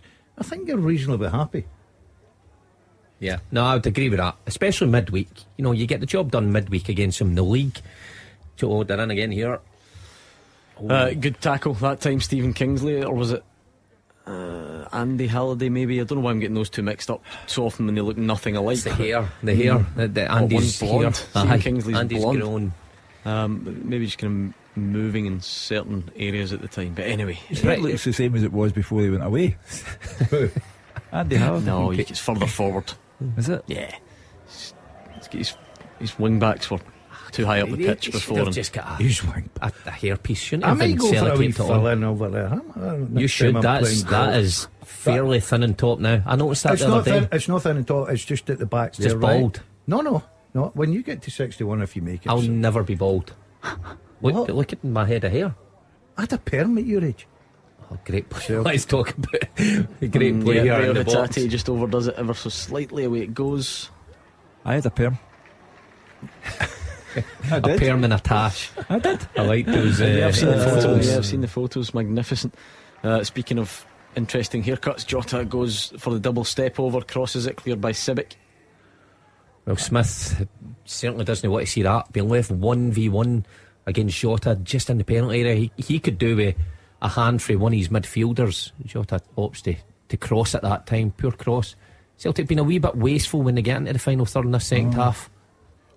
But then we said that in the first half, and then it ended with a quite sublime finish from Kyogo. Great But they're the same ball every time from You Hearts. get, that is. Yeah, Kobayashi has got all the time in the world to just clear it because Ginnelly does well and squares it across, but there was actually none, not a single Hearts player in the penalty box. But again, I'll go back to Celtic, how they're so successful. That's the difference. Celtic have got midfielders and even fullbacks sometimes busting a gut 70 yards to get up, make that box. Because Ange Postecoglou knows that, well, of course that's where you score your goals. You need bodies in the box to affect things. It's a ball that's been good for Hearts in the second half. Yeah. But they need support. If they're going to play that ball, obviously they need support. They need runners. They need to get people in the box. I've got a really boring stat for you. You know, one of those that if you were trying to struggle to sleep tonight, 'cause I was just having a look thinking about, you're talking about always making the 5 subs. Ange Postecoglou has made 5 subs in every single domestic game since the 4-3 here that we spoke about earlier. That was the last domestic game that he didn't make all 5, and that was on the 22nd of October. So it's constant. Just And the ones he constant use made of the that squad. day, they came in useful. Was Taylor a sub that day? Yep. Am I right in saying? Good Scored the chances winner? here. Good defending. Good So- run. Johnson, he's been excellent. I've got to say, I've been impressed with him. He knows the game inside out. Good run, good timing in the runs. He's been really good to Celtic. Because of your coaching by any chance, Well, is it? I played a part, mate. Grassroots football, you know. You sow the early seeds in, don't you? Exactly. Put the good habits in. Play at the whistle. Aaron Moy, it looks like a good delivery, but it's well defended by Stephen Kingsley. And then Kyogo's just going to look to keep it alive, but Hearts are in the right areas to cut it out. Barry Mackay gets a bit fortunate with it before it's hacked clear. Not seen a lot of Barry Mackay this afternoon. No. I think Hearts would be hoping that he was, because Barry's one of these players. He's a very gifted footballer, very intelligent, but not really had the opportunity to shine so far. Well, Hearts are just drifting out of this altogether now. Celtic getting stronger. We're in the last 20 minutes. Poor pass though. Yeah, it's not been a vintage second half, I think we'd have to admit. Looks like a triple change now for Hearts, actually. Forrest, Atkinson and Cochrane all coming on. You were surprised that Cochrane didn't start. Yeah, he seems to like him. He's a good, willing runner up and down that left-hand side. Yeah, I was a wee bit surprised, Mark. I think he's got to change the formation a little bit. I think he's got to maybe go a wee bit more positive now. 71 the clock. They've not tested Joe Hart so far. They need a change. Why not? Well, So ambitious. that can get you back. I think in you're the- right. I'd be surprised if Rolls still stays on here. Andy Halliday Halliday first off. Oh, it's 64. What did you? 72 is he? not Let's far see. out. Let's see the reception. Not far out. Is he walking? Usually likes a walk off, doesn't he, Andy? You're going to sprint Smith. off at 72 minutes, so are you? 2-0. Aye. Nah, Yeah. don't. There's nothing better for Andy walking off, hearing Aye. his name getting. No. roared out I'm a to the great Celtic believer. If you're fans. 2 down, you need to go off quick. Come on. Yeah, but when sends it's- a message. When it's the triple change, it takes forever. Sends anyway. a Yeah. message. I would- Oh, no, I Kingsley would- off. I'd walk off. To be fair, I wouldn't be sub because you keep your goal scorers on. Unless Kingsley's feeling the effects of that Carter Vickers tackle, I'd be Oh, inclined there- to keep him on. There goes the famous managerial note. He just handed the Hearts player, handed it to a teammate there. The note from Robbie: don't get decapitated. And we're out. What'd you do with that? Put it down your socks. Just chuck it. You don't chuck it. Somebody can pick it up. And then, Littering. yeah, you got to put it down your socks. Surely, have you know. I couldn't be bothered here. Piece. A note. Send me a text. The thought of you writing a note to be put on is quite something. Cochrane's just on and he's missed that. why he didn't start. And it allows Celtic to come away, but it just looked sort of rushed there from Abada. It still does fall to Hatate, then to Moy, and it's bounced everywhere into the hands of Xander Clark. See, that's what I mean about Celtic. I think they've got into good positions in the second half, but guys that you usually would rely on to have that bit of quality, just a wee bit rushed in there for some reason. Yeah, it's a more sort of recognisable look to the Hearts attack now, in the sense that Mackay and Forrest are wide with Ginnelly through the middle. O'Reilly and O are going to come on for Celtic. It's fairly consistent where Celtic are concerned. The last 3 games, Paisley, Hearts midweek, and now this one, the display has not been stunning, but the goals have. You know, the goals scored on Wednesday, and certainly the 2 scored here today, terrific. The goals have been better than the performance. I've got to admit, Hugh, in the second half, yes, because I think they set the bar so high. I thought Celtic played very well first 45. I thought they started brilliantly. They've tested now. How many saves is Xander Clark? A good few. So they're obviously doing something right. I know what you're saying. The last 10-15 minutes, it's not been that exciting flowing foot, but that's going to happen. You can't do it for 90 plus minutes every game. Kobayashi just tried the cute one first time into Callum McGregor. It doesn't come off, and now Barry Mackay looks to get away from Alistair Johnson, but not many seem to so far in his Celtic career. Mark, one-on-one defending seems to be a particular strength of his. Very good, yeah, very aggressive, not scared to get close to wingers, doesn't stand off. He has been impressive, like Daz says. He's had a good start, but even there, Barry Mackay just doesn't look confident. Took that ball in, just looked like he was waiting for Johnson just to take it off him. Comes for the coaching. I'll add him to the list, mate. I'll add him to the list. Johnson is so composed from Celtic, just knocking it about in a right back area. Somebody's down, having taken a bit of a small one though. Aaron Moy. And now Hearts do come Chance forward. For a shot. Ginnelly's going to shoot, blocked Kobayashi, good block. And now Jota will look to go the other way. Ginnelly goes scampering after him, trying to go back and help his colleagues out. And again, it's very ambitious. The reverse pass to Abada, but Abada had to cover about 40 yards to get there, Gordon. Yeah, asking a lot. He does brilliantly. You know, he holds the ball up. He's in control of it. He's got too much quality for that. That's a poor ball. He's asking a lot from Abada there. Abada has absolutely no chance getting on it. Greg Taylor, Jota, Hatate, they're all trying to get involved as they do. They always make up those little triangles, don't they, out there, and Jota's just keeping it for fun. And he's overhit the pass and less. Alistair Johnson does manage to get some, or was it Liel Abada, down the right, get something on it and out for a corner.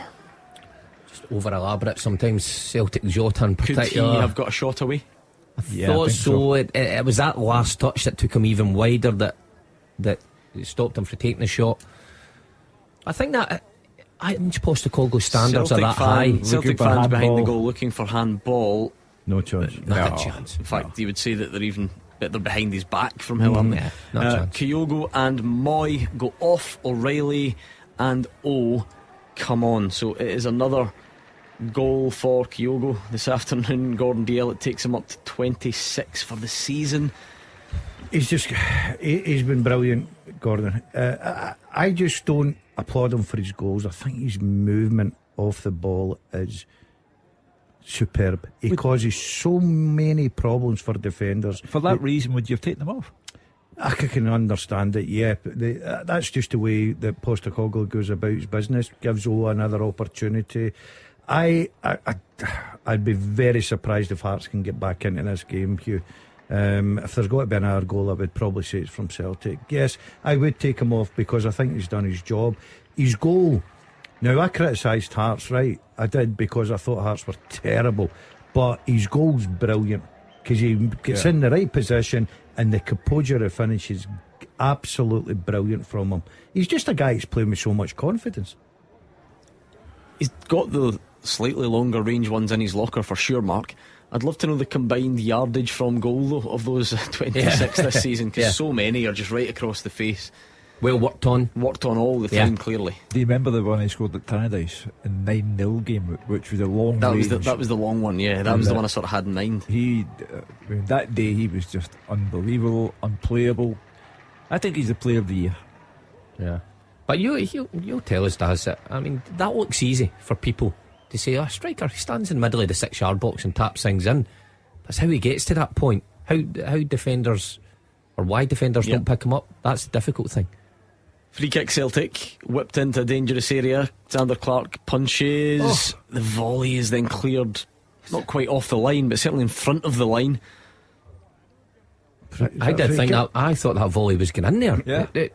I couldn't quite see who it was. Was it Hill? Yeah, I think it was. Hill's had an unbelievable block there. Carter Vickers has gone down. I think Atkinson's gone into the book. It's a great block, but the goalkeeper's got to catch it. Got to catch it. The initial one? Yeah, come catch it. Look, just catch it. Is that not in football anymore for goalkeepers to catch it? Just catch a ball, mate. You'll be fine. Look, just catch that. There's no pressure whatsoever. We heard you the first time. Right, I'm angry with him. What do you think he should have done there? I thought he should have punched it. He's had such a terrific game. I think he just comes and cements that. Carter Vickers took a bit of a kick there from Atkinson. I don't think there's many complaints about the free kick or the booking, and it's right on the corner of the box. So left, if you're looking at Xander Clark's goal, Jota and O'Reilly are there. You'd have a go for here, would you know? I know it's a hard angle, but I think he's got two options. He can go far or near post here. I think it's O'Reilly and it's in the back of the net. Goal flashes with Clyde Built Home Improvements. And it's the man who wins the free kick, who converts the header beyond Xander Clark, Cameron Carter Vickers. It's Hearts 0, Celtic 3. And I don't think there was any doubt anyway, Hugh, but that is Celtic through. Done and dusted, game over. Crowd can go home apart from the Celtic fans who'll stay to celebrate. No point in staying if you're a Hearts fan. It can only get worse. Just a terrific ball in from Matt O'Reilly and well met by Cameron Carter Vickers. No proper marking among the Hearts defenders, and that is just the icing on the cake for Ange Postecoglou. First goal of the season, Mark, for Cameron really? Carter Vickers. And he does well, no doubt. Well done to him. I think if you're Robbie Nielsen, you might be wondering why he was allowed to head the ball unopposed from 6 yards out. Well, it's crazy defending again from Hearts, just standing still, but a good ball from O'Reilly in a good area. Carter Vickers attacks it well, gets it on target. The goalkeeper's got no chance, but you're right, I don't know what Civic and the others in that defensive line are thinking. He's standing in the middle of the 6 yard box with a free header. Crazy defender. The positive comes from the pace in the ball. O'Reilly's ball is tailor made. Carter Vickers only has to connect with that. It's in the back of the net. Listen, forget about Hearts defending. It's nothing to do with Carter Vickers. He's in the right place. Terrific Here ball. we go. Oh, could be. Oh, checking the offside for the goal, actually. I had a look at So that. we'll Didn't look offside to me, to be honest. Hearts are going to make a change as well. Garan Quall, on loan from Newcastle, certainly comes with a massive reputation. I think Hearts fans are maybe still waiting for him to burst into life, and he replaces George Grant. I think Rio Hatate is going off as well, to be replaced by Iwata, I would assume. Yes, indeed it is. Is Turnbull on the bench? Yes, he is. He doesn't seem to appear much now. Iwata now comes on instead. If you look at the sort of pattern. Yeah, he sort of went down the pecking order. But go back to Carter Vickers. Nothing to do with him that Hearts aren't defending. Terrific. It's a goal, by the way, in case that was lost. It has Good been goal, confirmed. But where the negative will come, the goalkeeper caused the problem. What do you mean? He should have caught the ball and never been a free kick. 5 minutes before. Exactly. It was 2 minutes. It was literally from the shot. So you're not blaming the person that gave away the initial? I'm giving all the credit to Celtic, Gordon, but I'm saying if it was Hearts, I'd be disappointed in my goalkeeper. Quall with the cross. Alistair Johnson had to put the ball out, didn't really know who was behind him, so it's a corner to Hearts. I would have chested that down there, taken it down Daz and played it. You wouldn't have been there because Johnson's a better fullback. That corner from Hearts does come in, and Hill gets it, but it's over the top, and it's going to be a fairly low-key end to this one, you'd have to imagine. Joe Hart rightly not going too close to the crowd, because he's already handed an object over to the referee, Kevin Clancy, so he'll wait until the ball is thrown to him. Something we need to watch in Scottish football. It's now far too noticeable. Objects, pyrotechnics, all the rest of it. Need to be careful. I don't even know what it was, to be honest, so we'll wait and see. Callum McGregor comes forward, finds Jota. There is, of course, a real possibility Celtic put a gloss on this, and it's a bit of trickery from Jota across the face. but it was actually who ended up diverting it away for a goal kick. I know there were spells, and I agree with Hugh. The game got a bit bogged down a bit. But if you look at this overall, I think Celtic have been terrific today. Their movement's been great. They've scored 3 goals. Their goalkeepers had 1 save to make in 84 minutes. A packed Tynecastle in the quarter-final of the Scottish Cup. I just think Celtic have been at it today, I really do. And Hearts have not, and Hearts have had their misfortune because of the loss of prominent players. The only thing of interest now is how Robbie Nielsen takes this. You know, you're a man who likes to deflect from his team and what happened, but he surely would hold his hands up and say we're just beaten by the better team. I don't think he has any choice really, because there's been nothing really contentious for Robbie Nielsen to moan about in the game. His team's just been undone by a far superior side who got a 1-goal start from something pretty simple in the opening stages. Yeah, Hearts still trying to make something happen from the corner kick, and it was a decent delivery. Cochrane got on the end of it but couldn't get the purchase, and it does go wide. 84.5 gone. Hearts 0, Celtic 3. Well, Celtic will be in that draw. Rangers against Wraith Rovers tomorrow. They'll be in that draw, that's for sure.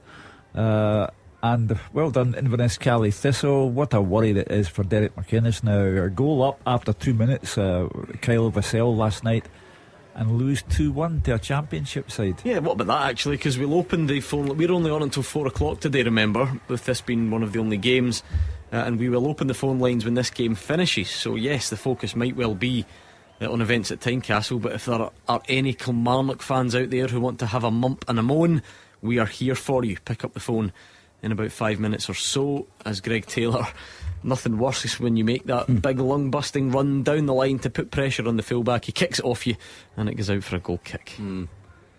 He's lucky though that it's 3-0 and he can toddle back. He doesn't need to sprint back. And again, another decent performance from Taylor at left back. Johnson at right back again, contributing. That's what I said about Haksabanovic. You need to affect Hearts things. have given it away here, but if Riley just lifted his head, I think Abada was in on goal, but it allows Hearts to get some bodies back. And Hearts have done a lot wrong, but I don't think necessarily the way they've played out from the back's been alright at times, Mark. But on that occasion they got it a bit wrong. Well, it has been for the majority of the game. The problem is when they've played out and they've got it up the pitch to Ginnelly or the occasional time Mackay, they've had nobody within 10 yards of the strikers. They've been so poor going forward. I've went to Tynecastle numerous occasions. You know you're in a game because they put balls in the box and they put you under pressure. I don't see any of that from Hearts today. Just that one time where Sibbick's shot on goal, that was about it. It does show you that we've always said this about Celtic goalkeepers or a Rangers goalkeeper when they're dominant. It's about staying switched on for that one moment, isn't it? Yeah. Hardly going to try and take anything away from Celtic in a day they've been so comfortable and won 3-0. But obviously if that goal goes in from Toby Sibbick, you've then got no idea what impact it has on the game, and Joe Hart really had to stand up to it. Brave too, because you know he did have to then get the ball round the post before the Hearts player rushing in got to it. So he is a brave guy. Go back again to that 9-0 game at Tannadice. You know, think of the head knock that he took that day, very early on. I think before a goal had been scored, and he insisted on playing on. So he is looking to, I read this morning, equal a record of having won every trophy in England and in Scotland. Tuesday, incidentally, Mark Wilson, Tuesday is the anniversary of the last time you ever played at Tynecastle. Was it really? Yeah, it was, yeah. Dumbarton game? Yeah, Hearts 4, Dumbarton 0. Oh, it was 4. I said it was 3. That was even worse than I thought. Yeah. Hooked after 77 minutes. I'd done my job. Yeah, you got To be Hearts fair, 4. it was only 2 when he went off. Exactly. Was that So I right? don't know what that says about And the that rest was of our them. team talk. Get out of here with 2 and we've done our job. Yeah. That was horrendous. 14th of March 2015, the last. Oh, so 8, what did I say? 7 years? When was that? 2015? 8 years, yeah. Is it? March 2015. That was me. That was my last few games in my career. Some big names in the Hearts team, though. Oh, actually. aye, the I was the superstars. Premier League at Tynecastle. Neil Alexander, Danny Wilson, Jamie Walker, Callum Patterson, Sam Nicholson, Osmond Sow, Gennaro Zifuk, remember him? Big Zifuk, aye. How could I That forget? was a poor team. You should have seen that Dumbarton team. Dumbarton was a poor team. Yeah, great footballing arena. That was your Oh, last listen to ever you. visit to it. Yeah. Slaughtering your teammates. Oh, I threw them under the bus.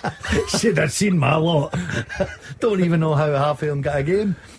That was an eye opener. Remember the last ever professional football game you played? No, I don't. You don't? I genuinely don't. Do you remember the first one? Was that Cowdenbeath? No. You limped on a couple more after that. Did I? The game, I can't think. No. the goal you scored against Rangers for Dumbarton, the screamer, that was your second last ever game of No football. way. Was it? Apparently, according to this website. Aye, yeah, it will be. Do you know your Who first was my ever? last one again? Queen of the South down there. How do you know that? Oh, was it? Lost We 2-1. got beat again. Yeah. There's a theme developing here. Ah. And you get subbed again. What a No, we disappointing played the full way game. to Played the end full my game. career. You've actually just made me sad for the rest of the day. I'm sad for you that you didn't know that was your last I game. didn't know. No, It was like that at the insignificant. Then I assume you didn't know either. No, of course not. No. Yeah. I'm sad for Dumbarton. Free kick, edge of the box, foul on O, yellow card brandished by Kevin Clancy. He just did his back to goal, and Hill comes and lands his studs right on top of his foot. Yeah, it's a sore one. Gives Celtic an opportunity. Good distance. Somebody will have a go at this, surely. Jota banged one in against Real Madrid, did they not, in the Champions League? He's got the ball in his hands. That usually means everybody else step back. I'm on this. Well, I've got 3 zip, so I'm hoping he puts it right over a bar. O'Reilly's there as well. Bad start to the day if you win the predictor, I I must know, admit. I know. Looks a sore one for O. You can see him just hobbling away there. Yeah, the studs have just landed right on top of the foot, haven't they? That's gonna hurt in the morning. Well, this will just be the icing on the cake. If they can make this 4-0, 4-0 away to Hearts' side, that are sitting third in the league, doing so well, beating them midweek. Yeah, I mean, Matt O'Reilly's having a good discussion about it as well, but you think Jota will be favourite? You would think so. Good distance, this. Yeah, Jota's having it. Don't be so sure. Yeah, I think Matt O'Reilly's some sort of decoy. Here comes Jota, skips off the wall and away for a corner. Well, Celtic just playing in an unconstrained way, just enjoying themselves now. The Hearts crowd have gone home. So it's now about what Ange Postecoglou says about it, and more importantly, Robbie Nielsen. Yeah, Celtic in no real hurry with that corner, as you would expect. Work it all the way back to Carter Vickers, all the way across then to Greg Taylor, and just come out the other side. I suppose the frustration for Hearts will be they've been allowed to do that quite easy, but as the guys have said, this game is going. There's only about 40 seconds of an additional 2 minutes left to go. And I think the Celtic manager will be delighted with his afternoon's work. Got off to the best start. They really come flying out the traps. For me, their attitude at 12:15 today had Hearts under severe pressure at the way we went Well, about the timing business. of the first 2 goals makes it. I mean, I know you can obviously score them at any point, but first couple of minutes and then right on half time. Game finished. Yeah. It really was, wasn't it? Yeah. It certainly, for the Hearts players, it deflated them. You could see that walking in at half time. Look, they gave it a go for 5-10 minutes, but Joe Hart had nothing, absolutely nothing to do. There you go. Full time at Tynecastle. Let's speak to Roger and Gabriel. Celtic are through to the Scottish Cup semi-final after convincing 3-0 win here at Tynecastle. First half goals from Aaron Moy and Kyogo put the hoops in cruise control, and Cameron Carter-Vickers' header with 10 minutes to play put the icing on the cake. It was a usual electric start from Celtic. Reo Atate nearly put them in front after 30 seconds. Aaron Moy actually did in less than 2 minutes. Kai Rolls, the Hearts defender, had misjudged the ball. Jota was in behind and he picked out Moy with his cross. The Australian turned it in expertly. Hearts calmed it down a bit, but the hoops were still on top. The Jambos' biggest chance of the game came after about half an hour. Toby Sibbick was on the turn, a great swivelling shot, and he thought he'd levelled the game. It was a great save by Joe Hart. James Hill slid in at the ball and the rebound. Thought he might have got it in as well, but Hart was there. Hearts were in the game now. Kyogo Furuhashi took it away from them on the stroke of half-time. Alistair Johnson, Celtic's right back, was a thorn in the Hearts defence all game. He broke free on the right and fired across a brilliant back heel from Kyogo as the ball was flashed across the face. And at the interval it was 2-0, and really it was game over. Hearts were slightly more positive after the break, but they just couldn't find a breakthrough. They couldn't even fashion a clear-cut opportunity. They did not have a shot on target in the second half. Cameron Carter-Vickers, the centre-back, sealed the victory with a header in the 80th minute. He was actually fouled on the edge of the box, and midfielder Matt O'Reilly delivered an in-swinging cross from the dead ball, and Carter-Vickers towered it. Xander Clark made two huge saves from Reo Hatate and Jota in either half to keep the score down at 3. Hearts were poor, but it's job done for Celtic. They were impressive yet again, and Roger, they roll on to Hampden. Yeah, back to Hampden again, another semi-final. Their name in the hat on Monday night. Gabriel, the treble, still a distinct possibility for this Celtic side. Very one-sided today, imperious against the third best team in the country, confident at the back, they were composed in midfield, and they were clinical in attack at the end and the start, and then right at the end. All three areas of the team contributing to the score sheet. Moy with the first, then Kyogo and Carter-Vickers first of the season, as you say, really just putting a deserved gloss on it for Celtic. They finished with Kobayashi, Wata and O on the side. It just shows the strength and depth that Ange Postecoglou can turn to. The only downside today, that injury to Carl Starfelt. He's back on the pitch. He was speaking to John Kennedy about it just or two ago. And you just wonder who's now going to stop Celtic with the best will in the world. You look at the semi-final draw unfolding, you cannot see Caley Thistle, Falkirk or Ayr United stopping Celtic. It's over to Rangers to deny them a treble this season. Yeah, it's 13 wins in a row for the Hoops. Ange Postecoglou is standing in front of the away fans, all singing his name. He raises his fist in celebration as Celtic join Inverness in the semi-final of the Scottish Cup. They are one step closer to a treble. Full time here at Tynecastle. Hearts 0, Celtic 3. And with that, it is over to you. A bit of a different Saturday for us. Blame the Scottish Cup scheduling. Don't blame Hugh Keevins. For once, it is not his fault. We're here until 4 o'clock, so plenty of time for you to get your calls in on the open line starting right now. 0141 951 1025. Celtic fans, you win again. You're through to another Scottish Cup semi-final. What do you make of the overall achievement? What did you make of the game today? What pleased you? What stood out for you? As always, I ask about what didn't please you, but I'm not sure if that would be a lengthy list or not. But whatever you have to share tonight, 0141 951 1025. Lines open to you Hearts fans as well. Was it a disappointing display? Are you understanding because of the absences of Lawrence Shanklin, Robert Snodgrass and so on? Or did you still expect a little bit more? Eventually, of course, we'll look ahead to tomorrow. Rangers and Wraith Rovers. Rangers fans, get in touch. Morton Thistle is on in the Championship today, and we can look back. You Kelly fans, what on earth happened last night? 0141 951 1025.